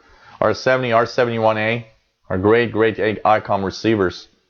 Even the Kenwood R2000 or the Kenwood R600 are great receivers. So, Bullfrog89 says, my tabletop is this Kenwood TS430S transceiver. Not bad. Yeah. So, yeah, each have, Man Radio DXer says, nowadays I use SDRs a lot more at home than desktops. So many advantages. That's true. That's true. DRC Antenna says it's 425, 82 degrees in southeast Texas. Much warmer than Montreal. Much warmer than Montreal, I can tell you that.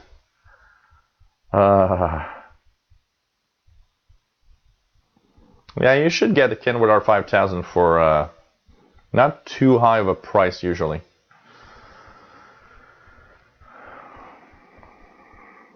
Yeah, I would if anyone that wants to buy an SDR at $50 or lower, at that price, get a soft 66 RTL3.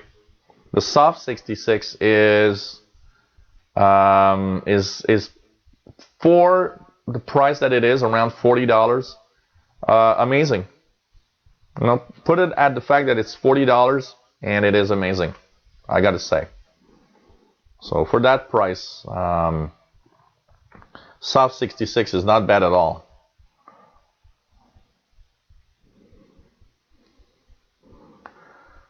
And soft 66 will get you into the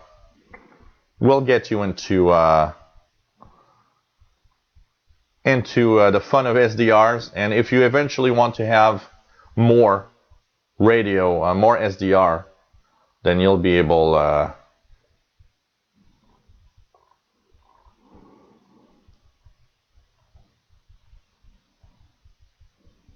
with a $50 budget, that's what I would get. Soft 66 is surprising for what it is.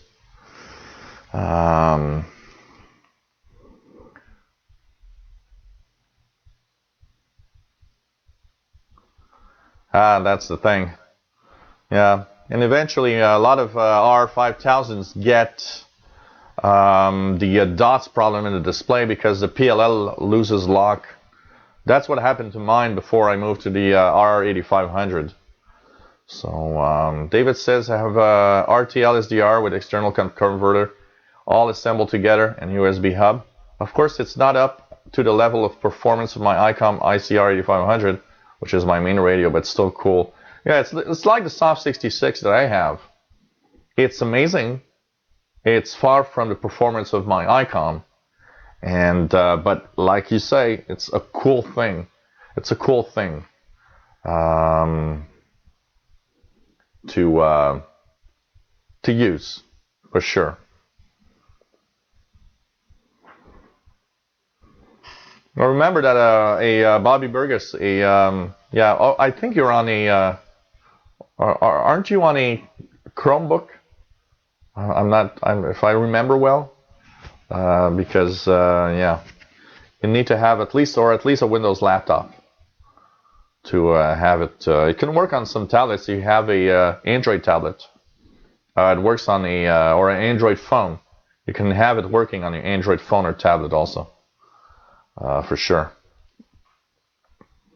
So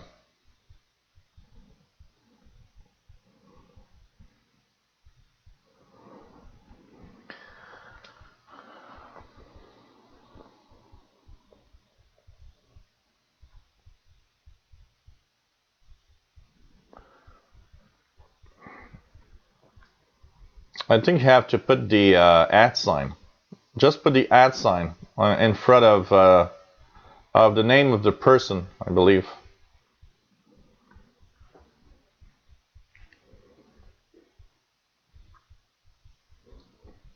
Kevin O'Reilly says, guys, look at the new SDR dongle V3. No up converter required. Good entry SDR. So that's something else also to check for sure. And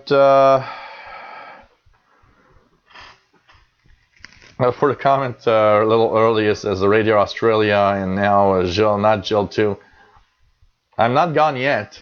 We're not even at 2017. We'll see 2017 how it goes. How it goes.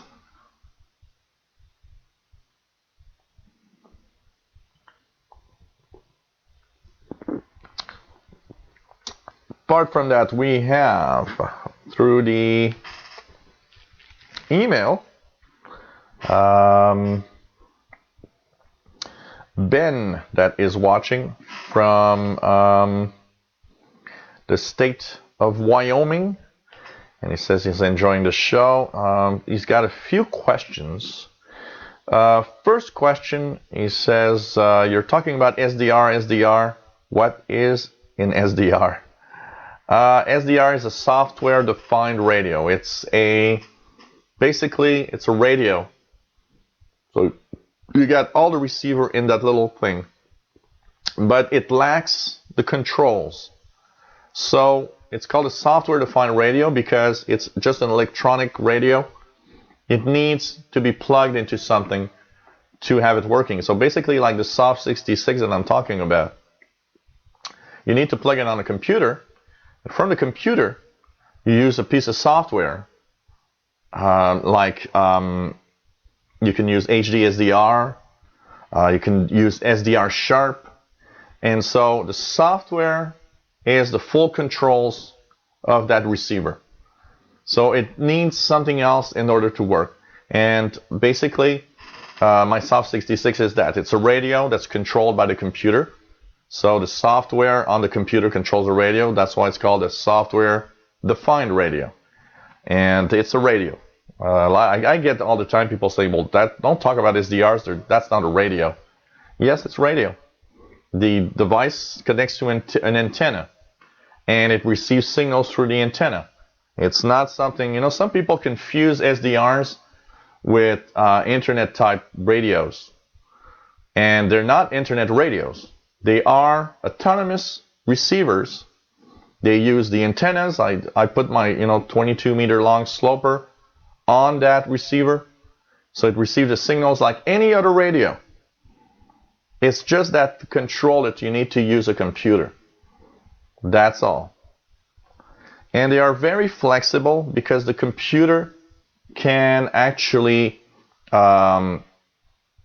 basically adds so many controls to it that are just not available on a regular tabletop, for example.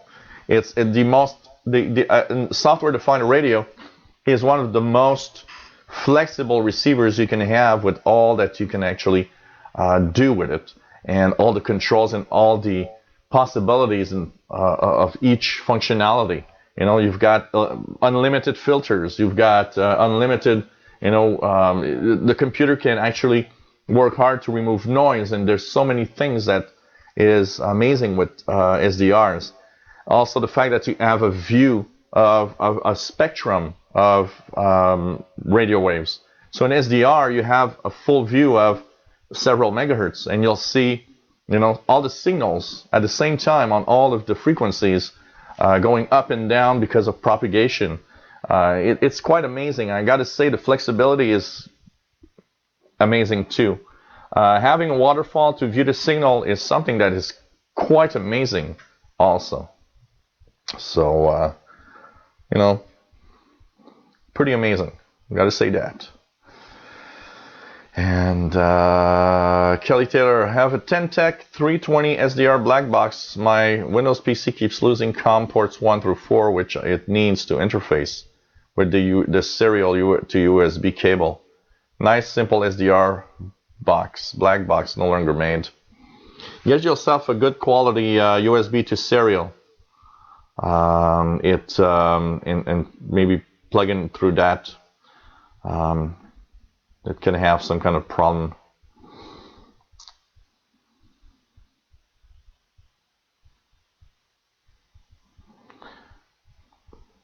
The idea behind that, if you're not sure, and a little bit like Mad Radio DXer says, recommending the RTL SDRs that are not too expensive.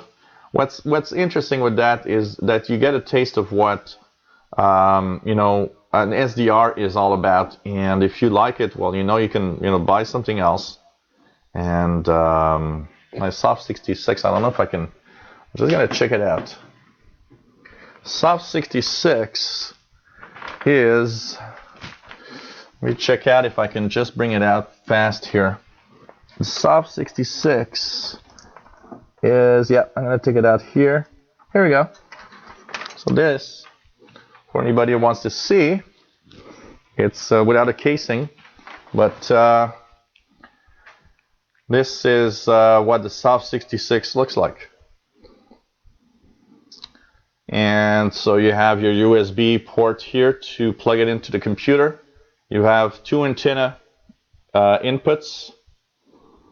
So one is for the HF and one is for the VHF up to 2 gigahertz. It's a wideband receiver. Basically what it is, it's an RTL dongle that's right here on top, and the plate under it is the down converter that brings the possibility of listening to shortwave on the device.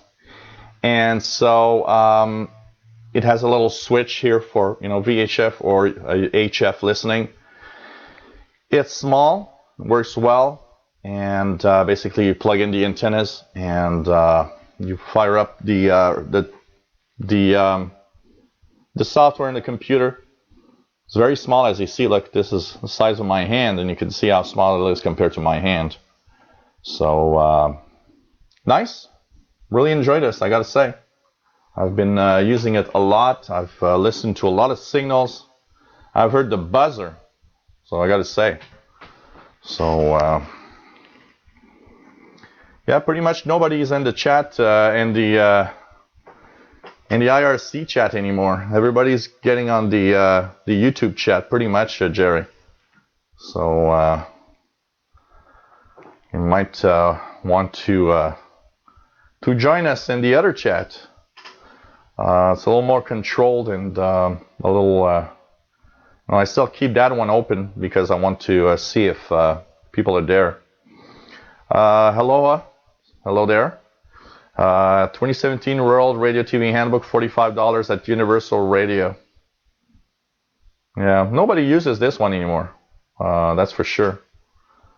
So, oh yeah, you're on the other chat also, Jerry. That's true. But basically, most people have abandoned the IRC chat in favor of the YouTube chat, and I like that. I gotta say. Yeah, that's also something that you gotta mention is that not only it's computer control, but like we say, software-defined radios. The RF signal is digitally sampled and sent to the computer where it's processed. So that's why it's flexible. It's processed by the computer. So that's why you have all the flexibility of what you can do with the signal. You got to say. So basically, hey XNADXer, hello there, good afternoon. Keegan in Northwest Arkansas, 65 Fahrenheit and sunny there. Not too bad, not too bad. So everything from the processing of the signal, tuning, filtering, it's all done by software, and that's why it's so flexible. There's no analog manipulation of any kind there, except for the audio.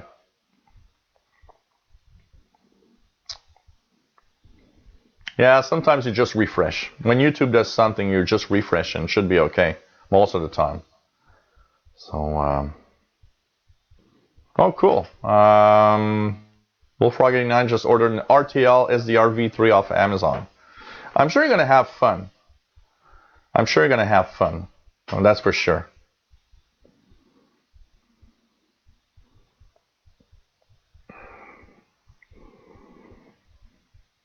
And if you like it, you'll be able to eventually look at maybe some other SDRs. Eventually I'll get another one. I'll get a better, higher quality, like SDR Play or something, and have fun with an higher quality SDR. And of course, make a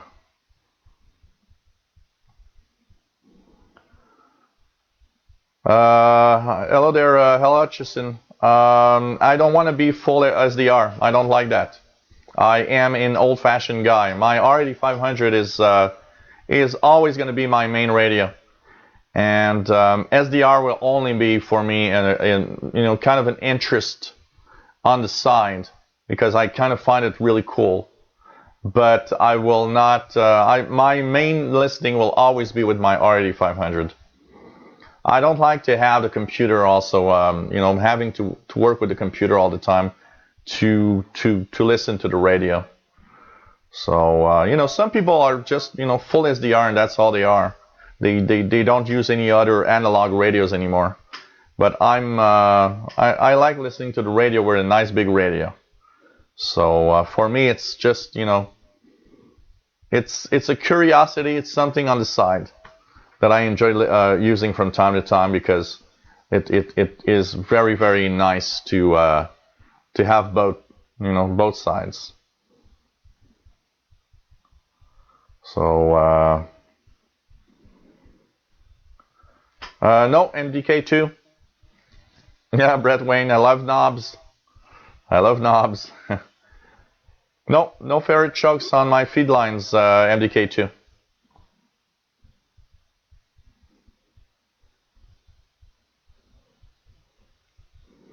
The way it's working right now is I've got the well, I should look into the 9-1 Unum. There's one ferret in the Unum, or a more like a choke, but basically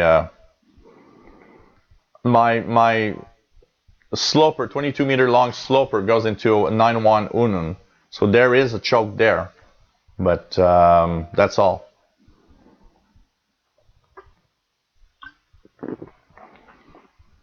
But I like using the SDR. I find it really cool.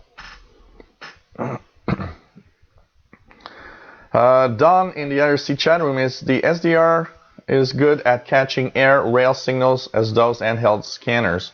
Yep, if you got a good antenna on it, you will be able to receive. Look, if you use just the where is it? I've got the other one here. Somebody like I always say to someone, today, if you are looking into listening to the VHF UHF band, and you're not really sure if you're gonna enjoy it, I do say one thing today is that instead of buying a scanner radio, get yourself the RTL dongles like these. These are $10. This gets VHF UHF to about 1.5 gigahertz. You'll listen to the airband and you'll listen to railways like a scanner radio on this. And you'll know if you enjoy it, if you should invest or not into something like a scanner radio like in the back here. But they are pretty sensitive and they will work very well. And if you want to have a little more, well, $40 will get you the Soft 66. And you'll have shortwave also on it. So, or the RTL V3 also. We'll give you shortwave and VHF, UHF. But yeah, you'll listen to all those signals. Hello there, Danny, shortwave and radio DX from Yonkers, New York. Nice to have you on board. So, well, I did some tests. Bullfrog89 says,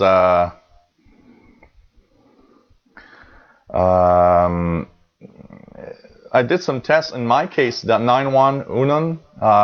I've done direct, and I put the 9.1 on, and I see very little difference in my case. I don't know if it's the type of interference I'm getting from everywhere. I see very little difference on my case. So I think it depends on on everybody's setup.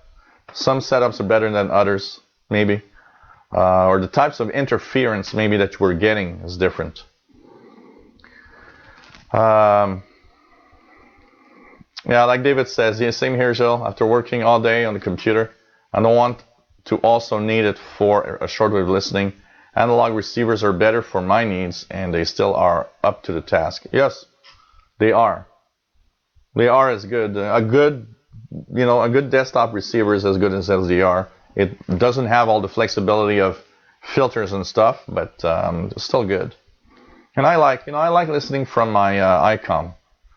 So Kevin O'Reilly says the main reason I got into SDR is that I can tune mine remotely over the net. I'm away from home, can still tune my receiver. Yeah, well, you can do that also. I could put my R8500 online, and I would be able to tune it remotely also.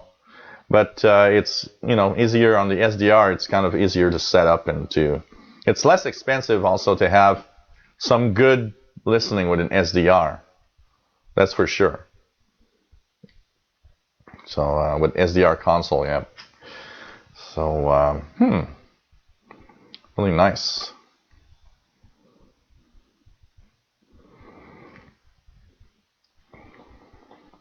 We have here. Okay, Wolfrog89 says, my biggest issue is my geographic location. A bit in a valley, small town, so not much noise. My noise comes from my neighbors. I'm in a big city here, so my neighbors are the problem. I can tell you that.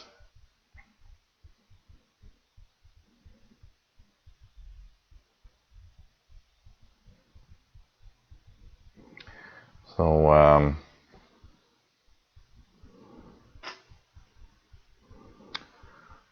okay, what else do we have here? Just going to continue on with the questions here from our friend. Question number 2, now that he knows what an SDR is all about, is what's the best time at my location to listen to Radio Australia? I haven't been able to listen to Radio Australia at all. I've been trying afternoons, evenings on different frequencies I see. Yeah, you're in Wyoming, and in North America, across most of North America, Radio Australia is best mornings. So early mornings, local time, North America, early mornings like 6, 7, 8 a.m., 95, 80 kilohertz. You'll get Radio Australia for sure from there. That is for sure. Radio Australia 95, 80 kilohertz is a major signal in the mornings here in North America. But you have to, here in Montreal, for example, the latest that I can listen to it clear enough, it's about 1330 to 1400 hours universal time. After that, it gets too noisy. But before, I say 9 a.m. local time, and even I sometimes can go to 10 a.m. local time, Radio Australia on 9580. Wyoming is more in the west part also. There's a possibility, like MDK2 is listening to Radio Australia on 17840 right now in Colorado, but it's very weak. So, it's more of a summer frequency there.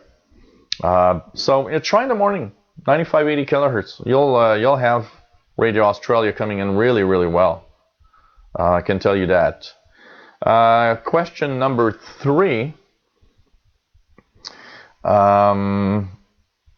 Question number 3 is he's thinking of buying a portable receiver, and he wants to know between the Texan PL660, the Sony ICF 7600, and the Texan PL680, which one he should choose. One thing for sure, whatever you choose, all three are great radios. Which one I would choose, I don't know. Out of all three, Sony ICF 7600 is a tried and true performer. The Texan are great receivers. Texan PL680's sync detection is really good. Whatever you choose, I think you'll have a great radio. It's a very hard choice. I got to say, between the three radios you just mentioned, it's a very difficult choice. Which one is, I don't have I have a PL680, and it's amazing, and I love it. So I got to say that for the PL680, great radio. Now, if I had all the two other ones, maybe I have a preference, but all three are great. David Arden is voting for the 7600. He says he got his, and it's fantastic. And all three are great. All three radios are great. So what I would edge over to the 7600 is that the PL660 and PL680, some people report that they're off 1 or 2 kilohertz sometimes. Not all of them. So if you're somebody that wants to have smack-on frequency when you're tuning a signal, you're better off with the Sony, which is perfect on frequency. I know that the Sony ICF 7600 sync detection is quite good also.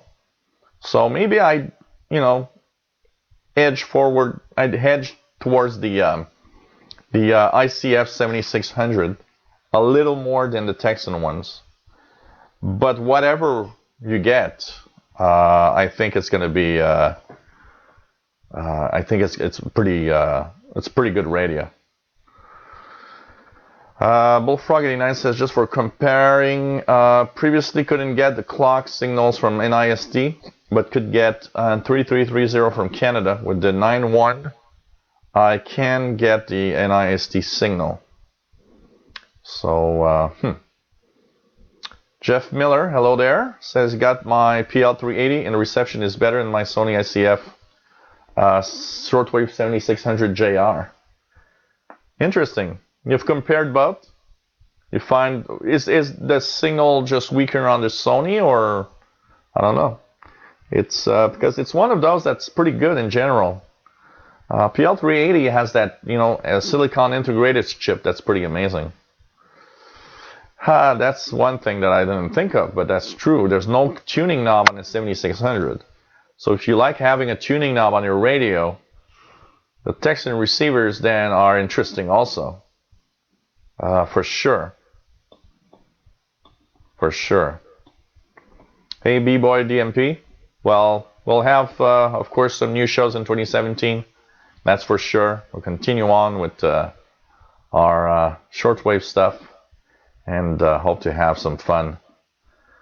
So, you know, I don't know.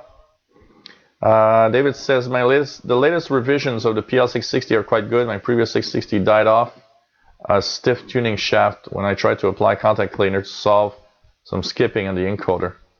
I bought a new PL680 and says the latest revision are pretty good. So PL660 could be interesting.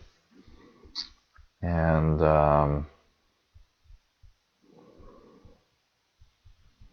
yeah, PL380 has, you know, that silicon integrated chips, the Silicon 4734 is an amazing receiver. You know, that's a full radio into a chip with digital signal processing.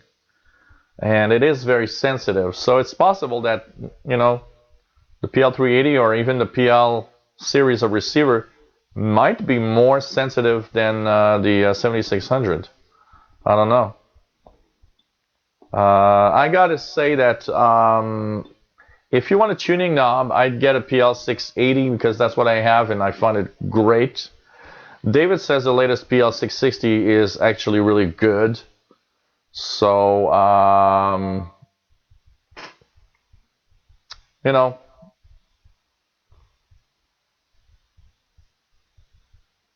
they might have revised it a little more like the PL680. PL680 is amazing. It's very stable on sync detection. So I don't know. David says synchronous detector on the new PL660 is actually more stable on weak signals. Keeps lock on better.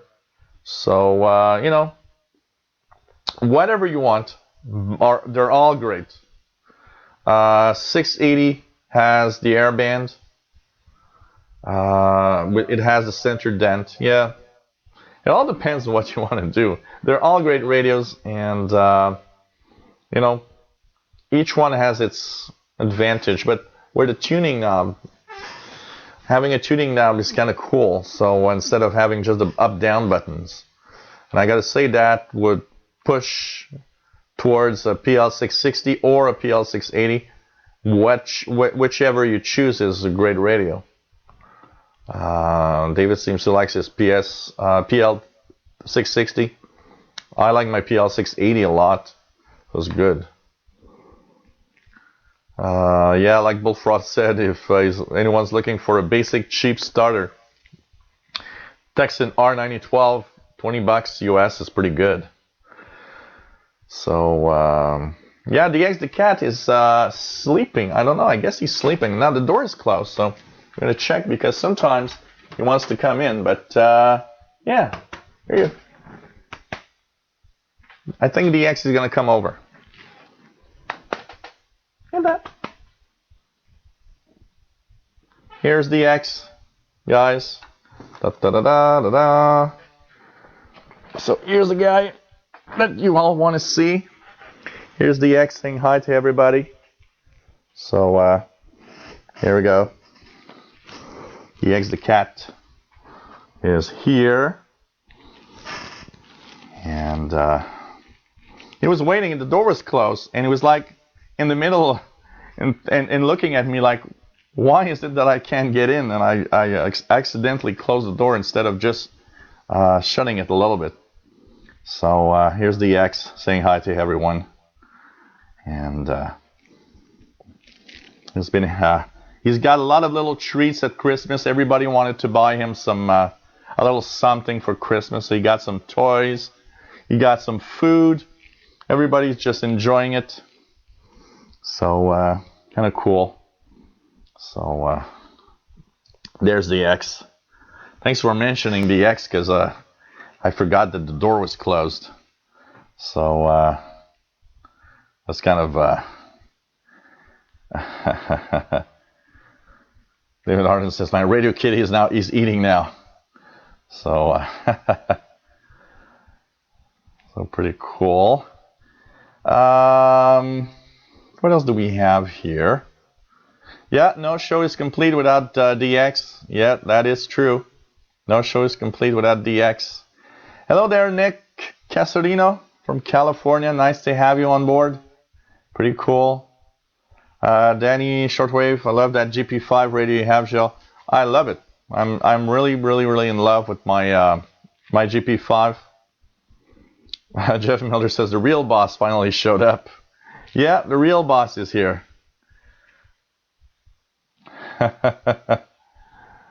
Oh man, nice to have everybody here. Vault says, speaking of your ETM compare, I did not quite understand. Is the GP5 more sensitive and thus finds more station, or is just takes station with lower signal to noise ratio threshold? I have the impression that it takes stations with a lower signal to noise ratio. Not that it's necessarily more sensitive. But I will need to compare a little more to make sure that you know that is exactly it. I'll need to receive several stations of varying strength to see if it's not maybe the sensitivity that's different. That is possible, Vaults. But I will be checking that out and having a little more details with that. But it's nice to see that easy tuning mode functionality.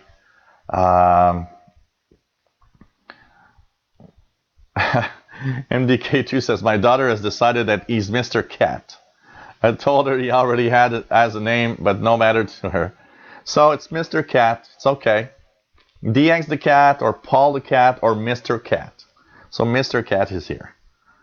So, yeah, that's... day's work is done, Nick. That's cool. I'm taking it easy. I'm doing a little bit of videos this week, but very little. Just trying to take it easy. Yesterday we went downtown Montreal. Had a lot of fun, and just I'll come back to regular posting of videos and stuff more actively next week after the New Year. So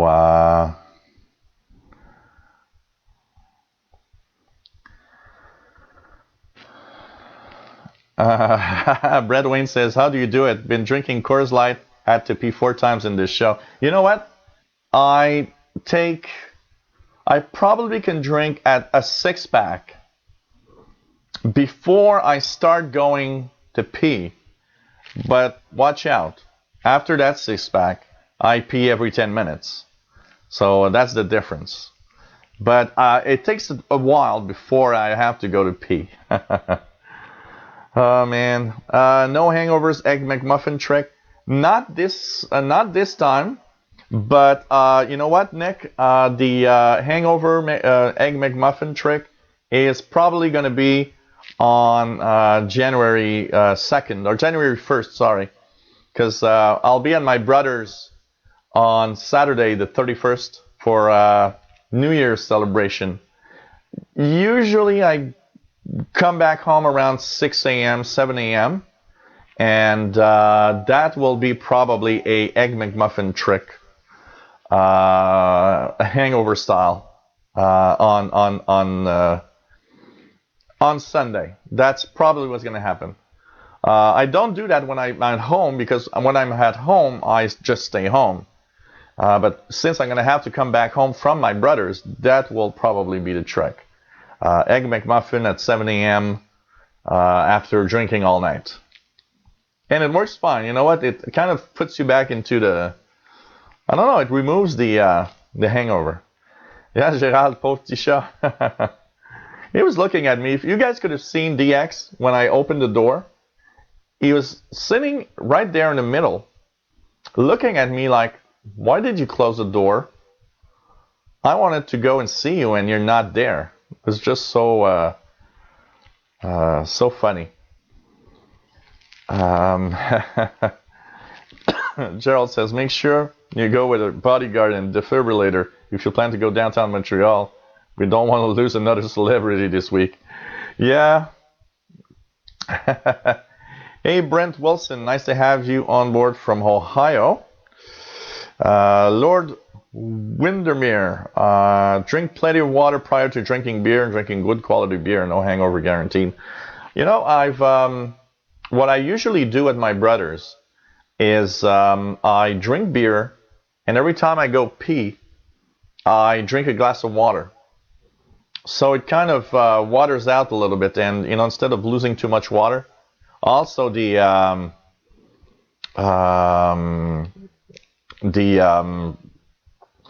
fact that you drink, I tend to drink, take a little more time to drink also. After like midnight, it's really slow down the amount of drinking so that it's not too bad the next day. Like at Christmas, I don't know, maybe I drank 12 beers at Christmas, and drank 3 or 4 vodka shots with my brother. But that's from 3 p.m. in the afternoon up to 4:30 a.m. So it's like, phased out over a pretty long period of time, I would say. Oh, DX wants to sleep on me, I think. So, be careful with that. It was fun. I saw the nice. It was on the Mythbusters that they did a mix of hard liquor and of beer, and they were showing how you are actually worse off having the same amount of alcohol from beer the next day than you are when you just drink, like vodka and stuff like that. So it's funny. Hal Hutchison watched a documentary that talked about a massive outage of power in Montreal some years ago to the sun plasma storm. Yeah, I do remember it. It was in 1989, and I had it was my first. It was my first day at the job. Also, it was funny because it kind of fell on the first day of my job that I had back in 1989. It was in the month of March.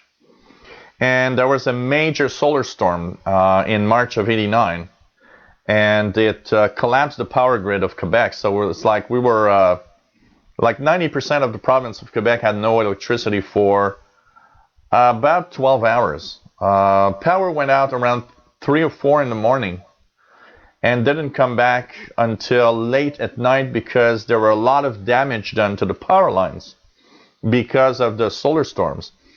Actually, what happened is that the solar storm and the geomagnetic field were so amazingly active that it created ground currents that were so strong they were tripping the transformers off the Hydro-Quebec power lines everywhere.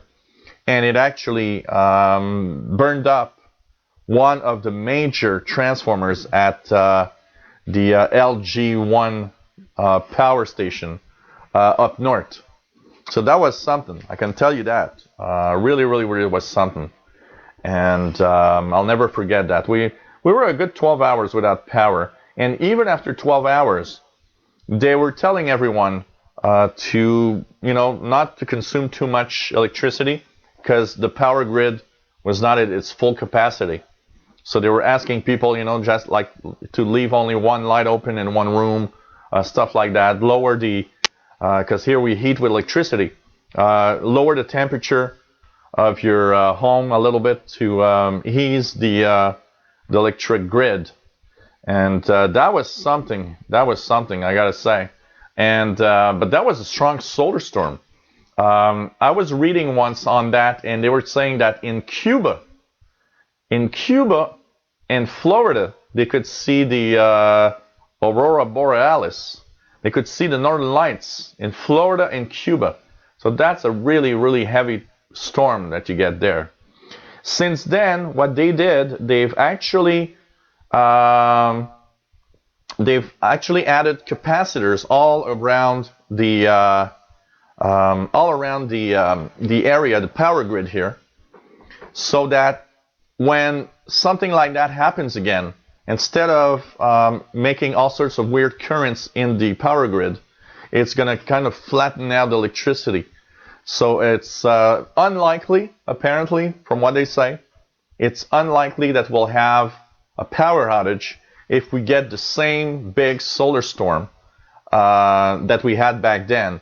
And it's not just here there was problems. They were saying that in the state of New York, the state of Maine, also some northern countries, Finland, Sweden, and Norway also had some electricity delivery problems. But the big power outage came here. It was just amazing. Hello there, K-Wells 66. Nice to have you jump over from the Windows channel to check it out here. So, yeah, George Michael sang his last song on Christmas, The Last Christmas. Amazing. I just, it was surprising. I got to say, I was surprised. So, yeah, March 13th, 1989, X80Xer. One of the strongest solar storms in many, many years. It was just amazing. And while that was happening, and I remember listening to shortwave that time and not hearing a lot. But in 89, I had been what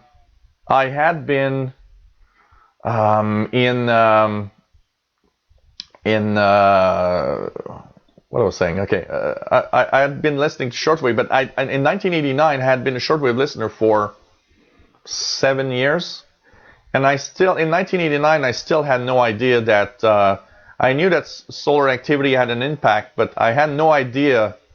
That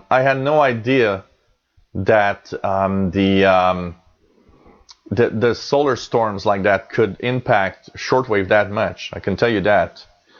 And so basically, it was amazing. A good 12 hours without electricity. We, if I try to remember, power was lost at around 3 a.m. and if I remember well, it was even more than 12. It's like power came back around like 7 or 8 p.m. that day. It was a very long one. A very, very long one. I remember I had turned on my scanner and was listening to the police and all of that around town. And I remember also, one of the things that I remember of that is that when I had to go to work at 7 a.m. And that was the time that it started work back then, 7 a.m. And so I had to leave home at 6 a.m. and it was still dark. And I remember how unusually dark it was that night because nothing was working. And it was I would meet people on the street and I could hear that somebody was coming or passing by, but I could not at all see that person. It was too dark. I've never had seen, because a big city is never dark. A big city, there's always a little bit of light.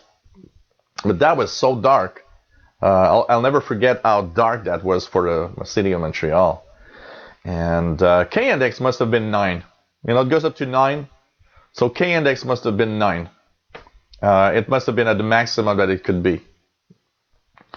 I can tell you that. It's amazing. Really amazing. And they in a documentary that I was watching, they were explaining that 1989 storm and comparing it, because for those that don't know, there's something called the Carrington event, which happened in 1850 or something, where the geomagnetic storm was so strong that even telegraphic stations were getting on fire because of the sparks generated. And by the way, yes, the GP5 is totally ice-proof, storm-proof, and everything.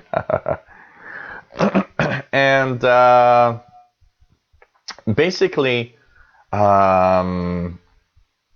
they were saying that what happened in 1989 resembles the 1850 Carrington event in some ways.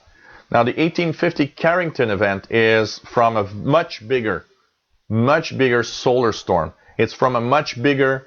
On the sun, there was a solar flare that was immense. So in 1850, it was so big that with your own eyes, if you had been watching the sun, you actually could have seen the sun's brightness change because of the solar solar flare that was so huge. Now, in 1989, it was much smaller, but still it was one of the biggest.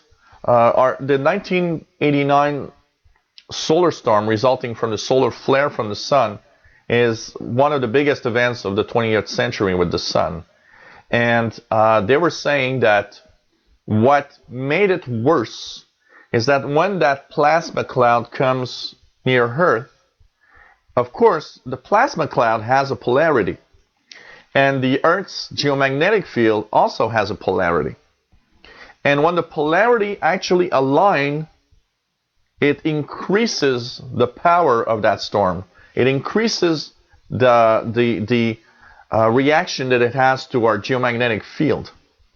So what they say is that that plasma cloud was big, but the fact that it was also in the same polarity made it worse and actually amplified all of the effects of that solar storm.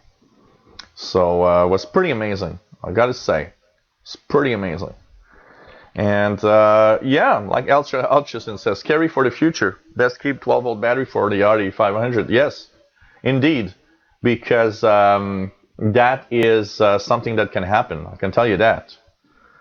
I can tell you that, you know, and it shows that, you know, these two events, that solar storm of '89 and the ice storm of 1998, showed us one thing, is that, yep, even in a big city, we can run out of power for a long time, and we have to be careful because it can happen. And you know, that's why I always say I think everybody should have a transistor AM/FM radio, things like that. So yeah, Jeff, back in his Pro 2006 days. I have my Pro 2006 here. Still works fine. Yeah, solar panels on the GP5 SSB, and I mean I got power for a long time. XN80Xer says, I remember a solar flare causing electrical power interruptions here a few years ago, small area. Soon after, I learned about the 1989 solar flare. Yep, it's very, very amazing what the sun can do, and it's incredible when you think about it that we are affected by things that a lot of people don't know. A lot of people have no idea that these things can happen.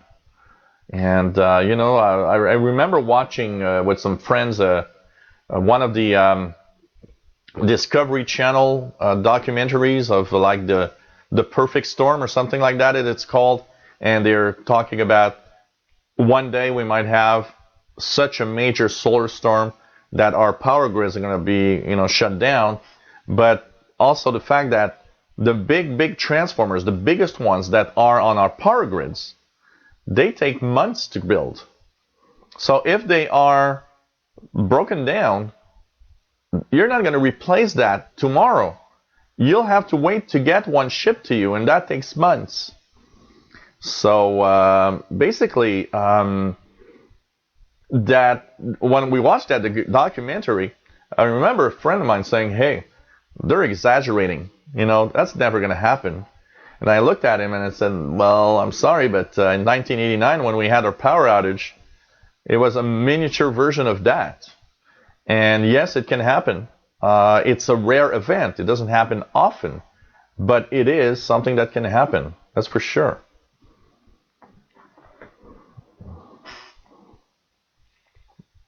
Like XN80Xer says, a ham radio I listen to has battery backup for the event of power outage. I've got a 12-volt battery here.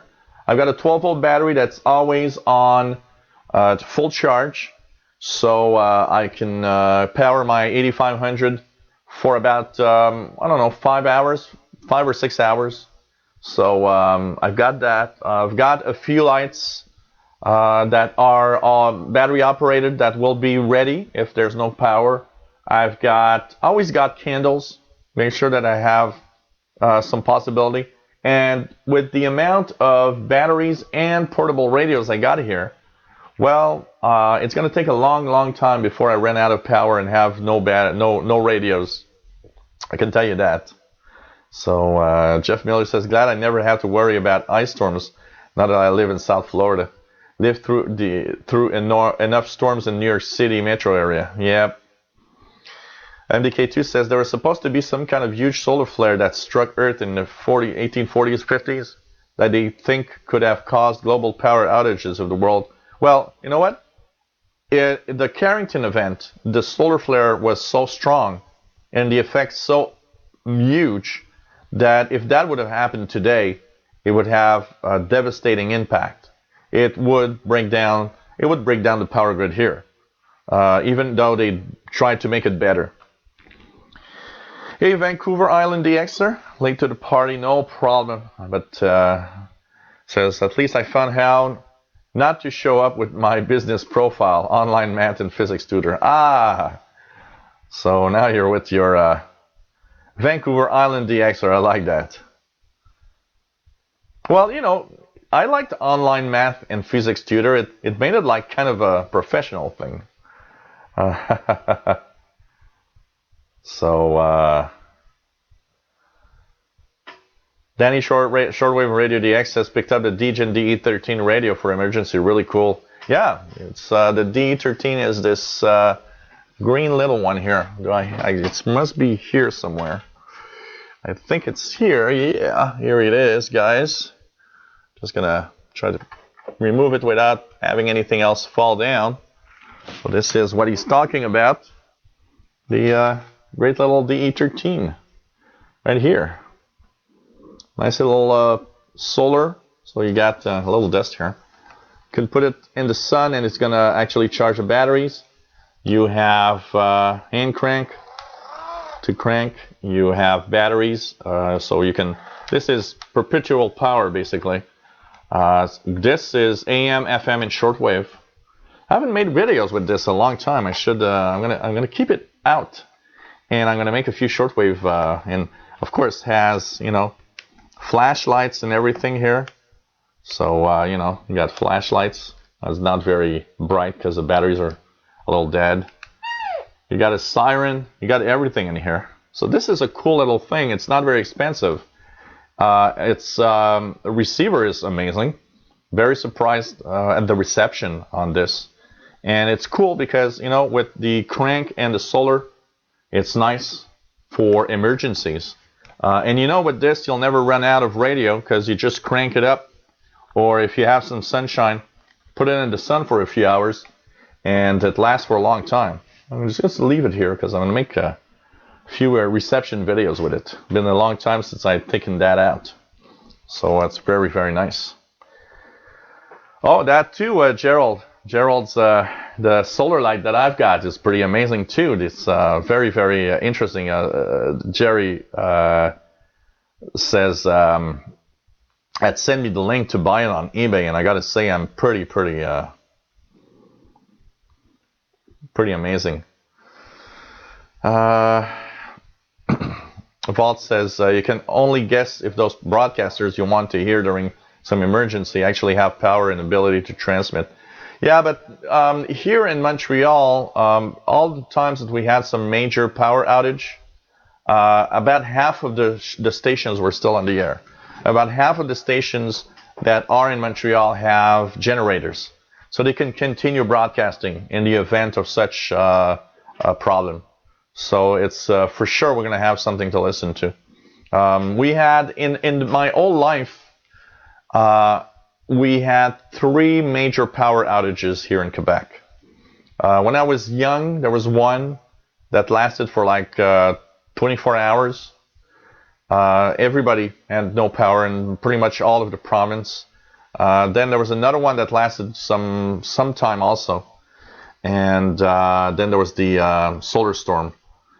And there was at least half of the broadcasters that had generators. So we're going to have some stuff. Hello there, Jose Luis Pena. Nice to have you on board from Madrid, EC4TR. Jeff Miller, any opinion on the K2 loop antenna, medium wave shortwave, available on Amazon for $25? A lot of people that I've seen using it seem to say that it's quite good. So, I don't know. At $25, I should check it out and order one and check it out myself. Xeni the Extra says, had a nice storm here around January 27, 2009. Lost powers for 6 days. 6 days. Affected some antennas, but were able to be back in use for the most part again after the power returned February 2nd. Yeah, here's some parts of the 1998 storm that we had, ice storm we had here. South of Montreal, there was an area that didn't have electricity for a month. It was amazing. Purple Killer, nice to have you here on board. Hello there. And what else do we have?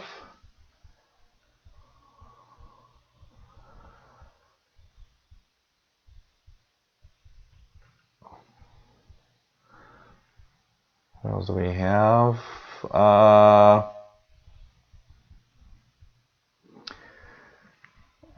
You know, there's the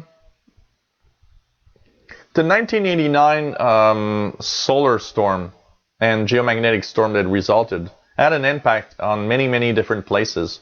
Sometimes it doesn't show because some places had like little power outages here and there, but the power would come back, you know, after 10 minutes. But was amazing.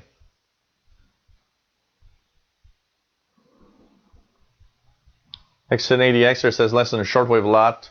Yeah, and one of the advantage, at least, no noise, no electronic noise.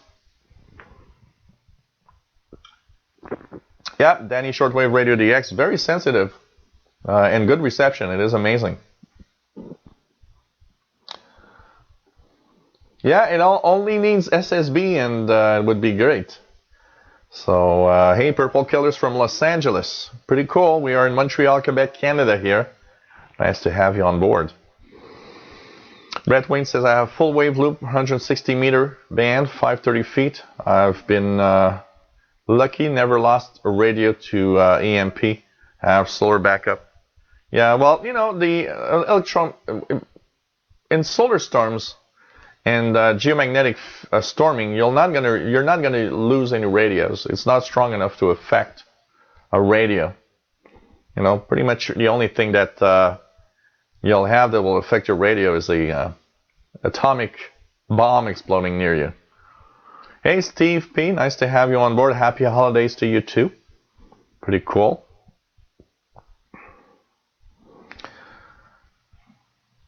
Bullfrog89 says the 98 ice storm was about 10. He didn't have power for 20 days. Sorry, that's a lot of days without electricity. You know, one day without electricity, it's easy to cope with, but 20 days, it's getting long. I can tell you that. The Vault says longest didn't have power here outside city was 10 days. A lot of lines down to the winter storms. Yeah. You know, when you're out of town, it's worse because, you know, often it's the distance. You know, the farther you are from a big city, often things are much spaced out. So there are more wires and there's trees and everything that, you know, impact all of that. So, our puzzle time, hello there in Florida. Thank you for the nice comment. And it's fun, you know, it's fun to do this show. It's pretty cool. And, you know what I would do? You know, David has an interesting one here. He says, at least we radio people are there to keep track of propagation. If CRI disappears completely from the bands, better alert any relevant authorities. You know what? I remember several years ago, in the last solar maximum in the early 2000s, we had several periods of, you know, storming, and we could see the northern lights here in the city of Montreal. So to see it in Montreal, they need to be really bright. And I remember every time I was listening to Radio Havana, Cuba, and that the signal would fade out to almost zero, which never happens in regular time because it's almost a great signal here. I'd go out and check for auroras, and I'd say at least 3 out of 4 times there were some northern lights, and I wasn't wrong. I remember one evening it was around 0 UT. We were in October, 0 UT, and basically we had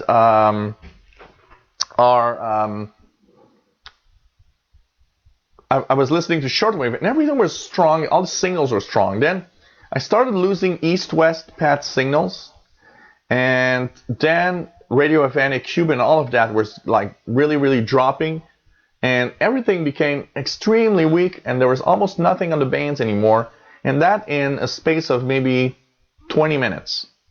And I ran outside, and there were the brightest northern lights I've ever seen lighting up the sky.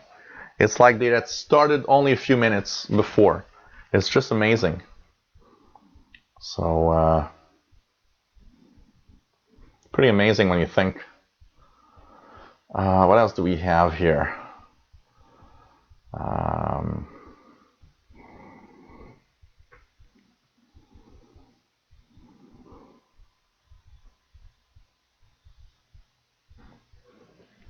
Mad Radio the Extra says, notice CRI 6020 kHz had really bad sound, 7350 was okay. Is there a fault with the Albania transmitter or just bad propagation? It's, I believe, bad propagation. In the past week, we've had rather bad propagation because of there's a coronal hole on the sun that impacted shortwave reception for at least 4 or 5 days in a row. And yesterday I tried CRI, I tried Radio Romania.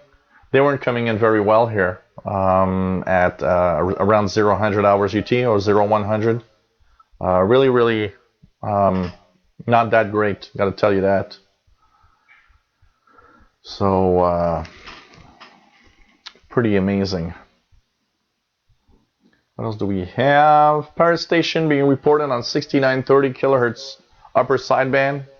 Nothing in Denver, so if you guys want to try it out, 6930 kilohertz USB. There's a pirate station. Herbalism 79. Yep, you're watching a guy that loves radios, and that is talking with guys that love radios. Can tell you that. So we're having fun talking about shortwave radio and all of that.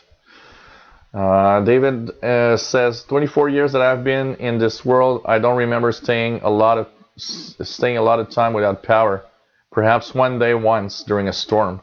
Not sure. In any case, they were quick in fixing the power lines. Here, the biggest problem with our power grid is the fact that the electricity that we have, for example, the electricity that's powering what I'm doing here, is created more than 1,000 miles up north in James Bay. So we have more impact with all of that. So that was radio in a Santa wannabe. Oh man. Yeah, I tried it. Nothing here. Also, the Danny Shortwave couldn't get the Antarctica broadcast at all. It's nothing at all. So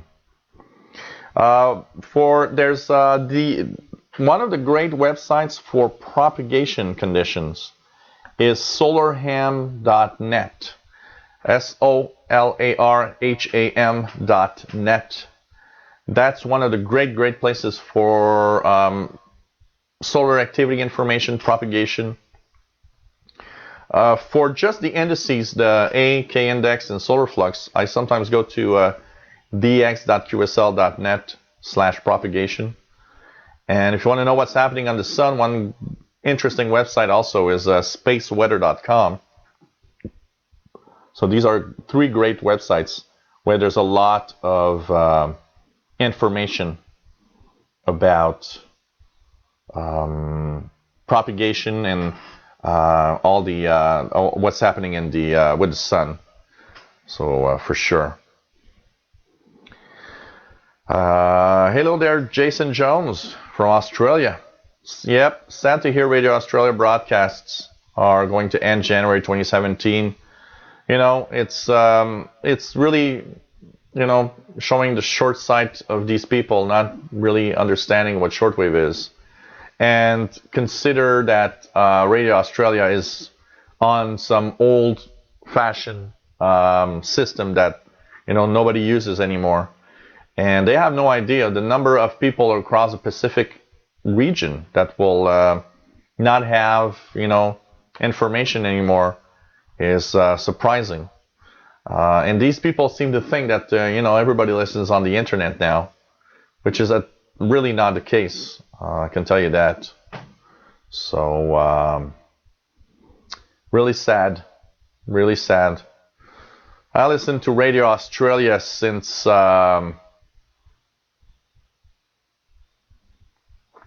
really sad since I've been listening to Radio Australia since probably it's one of the first 10 stations I've heard in my life.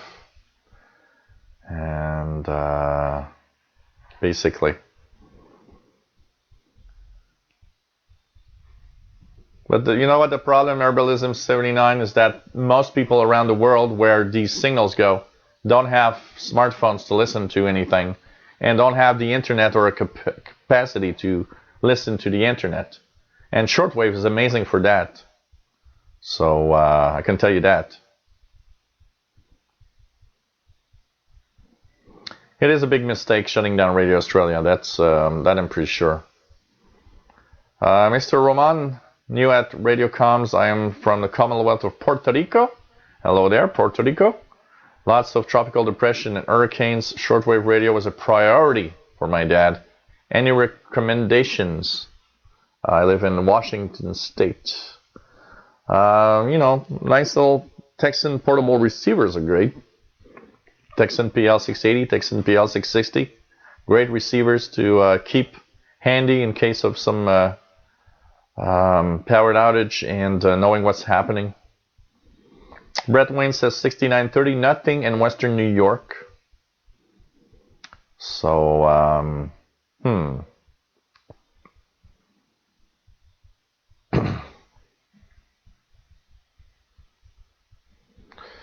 yeah, there's, it's surprising, David, that there's still, if you look at the quantity of different stations broadcasting on shortwave, there's a surprisingly large amount still. If you look at the EIBI space.de schedules, there's a lot of shortwave broadcasts on there. It's just that they're transmitted towards areas, target areas. So a lot of them are not heard, here in North America, for example. There ain't many left. If you take out Radio Australia, which is not technically transmitting towards us, but a good signal, if CRI and Radio Romania would leave shortwave here in North America, directed towards us, in the evening, what we get Turkey, we get Cuba, we get China Radio, we get Radio Romania. And then we get the U.S. broadcasters like WTWW, WCB, BCQ, and lots of Brother Stare stuff stuff via WRMI. But broadcasters from the international shortwave bands from a target area towards North America, there isn't a lot left. I gotta say. So, even in 2020, Matter Radio DXer. Even CRI, nothing tells us that CRI will not be leaving shortwave at some point also. But yet, still a lot of stuff broadcast to Africa, still a lot of stuff broadcast to Asia. There will be shortwave in 2030, but they will be very, very targeted towards Asia and maybe still a little bit of Africa. And here in North America, it's going to be much more difficult to have anything. So,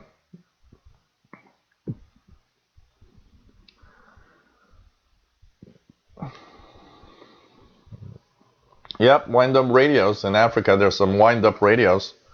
There's a lot of stuff there.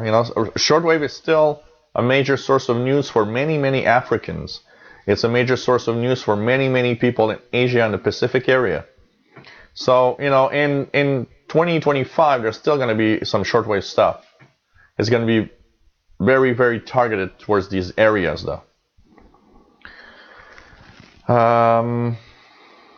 Sir Roman has a Radio Shack Scanner Pro 2052 and 3 two-way radios and a Baofeng, UV, and a CB radio in the car. Cool.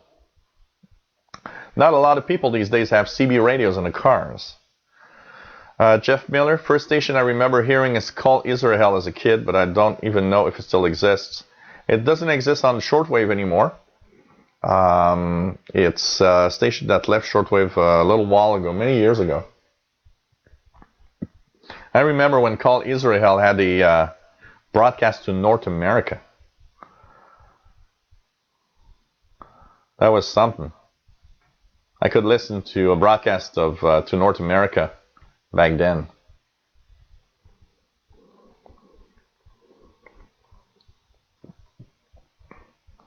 Yeah, Brother Stare is quite old. I don't know what age he is, but man, he sure likes ranting against. Glenn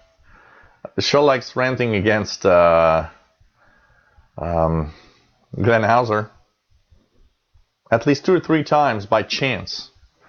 2 or 3 times by chance I was hearing him rant against Glenn Hauser. So,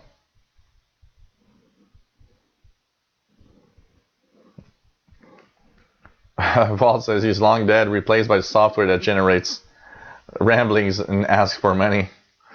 That could be. Maybe it could be dead and we don't know. And it's still continuing. In his will, it said that he had $100 million to spend on shortwave. And it's still continuing.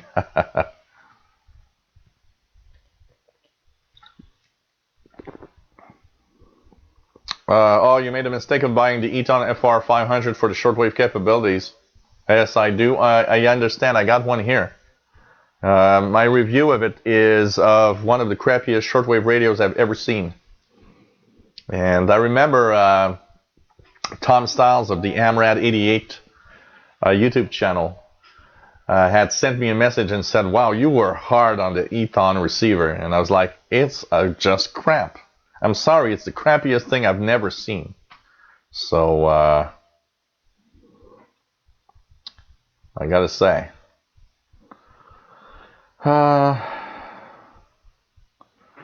What could be interesting is, like we were talking last time, opening up the shortwave bands to amateur radio operators that wish to do some kind of small-scale international broadcast.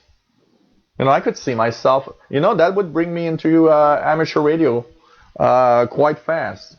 Having some kind of license that is inexpensive and that you can run your own shortwave station from your home, that would be cool. And that could kind of put a little more interesting stuff in our shortwave bands.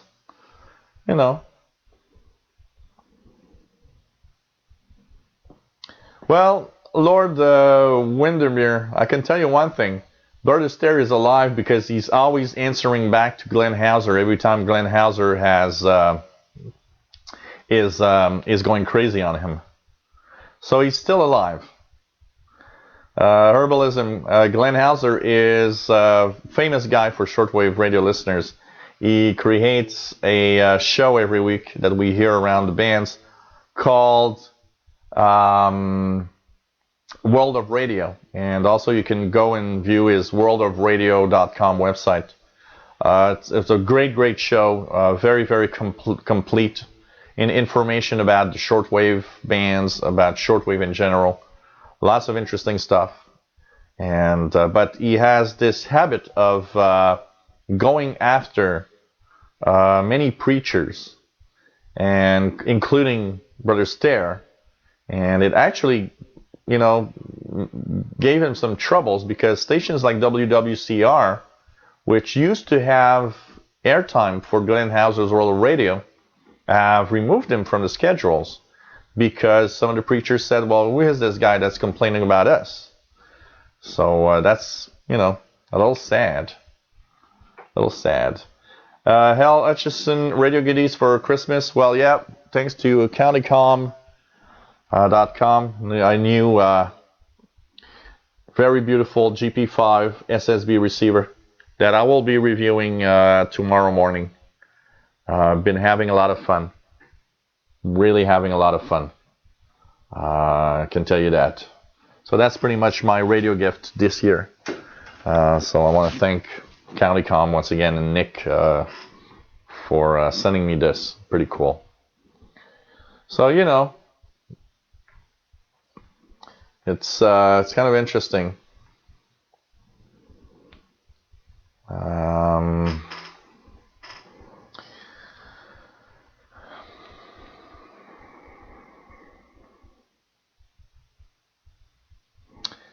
Yep, it's the radios. All of these radios work. All of them. Herbalism 79. Yeah, the radio, the DX Listening Digest is also a nice list of all sorts of information on what's happening on shortwave.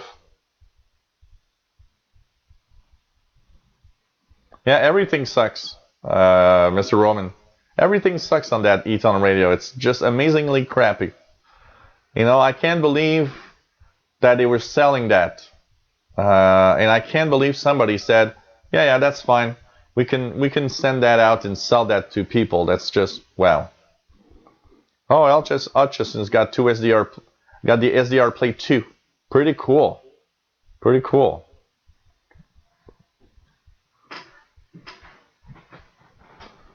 So what else do we have here? Nothing much.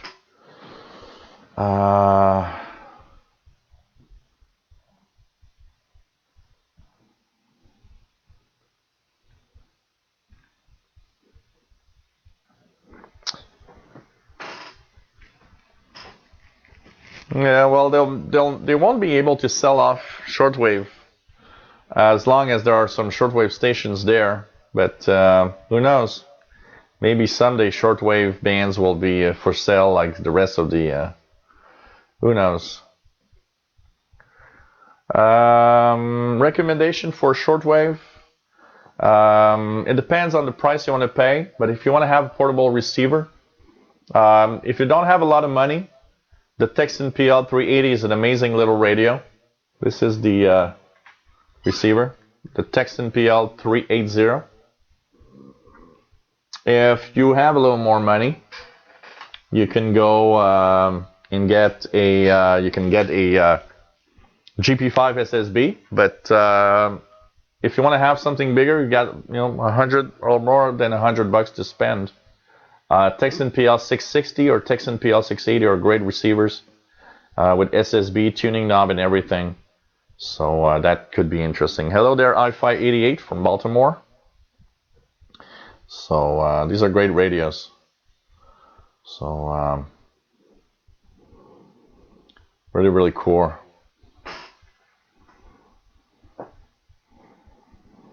Joey D, thank you. Says he's got an Eton Traveler 3. It's pretty good for a small portable. Good for road trips, and the sound is great. Thank you. Will do. We'll keep up the live shows for sure. So, I don't really know why Jeff Miller. They're both great radios and pretty much the same. I don't really know why the PL660 is priced higher than 680. Maybe it's a little more popular. I don't know.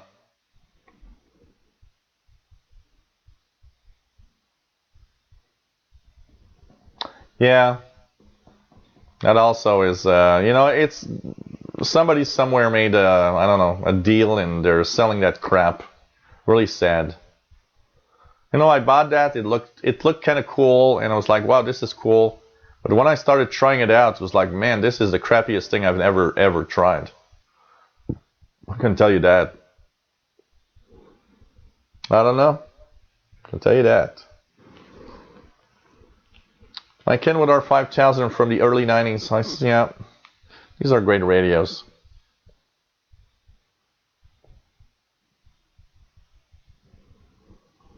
There are a few Ethan radios that are okay, but that one was particularly crappy. You know, I've got an Eton.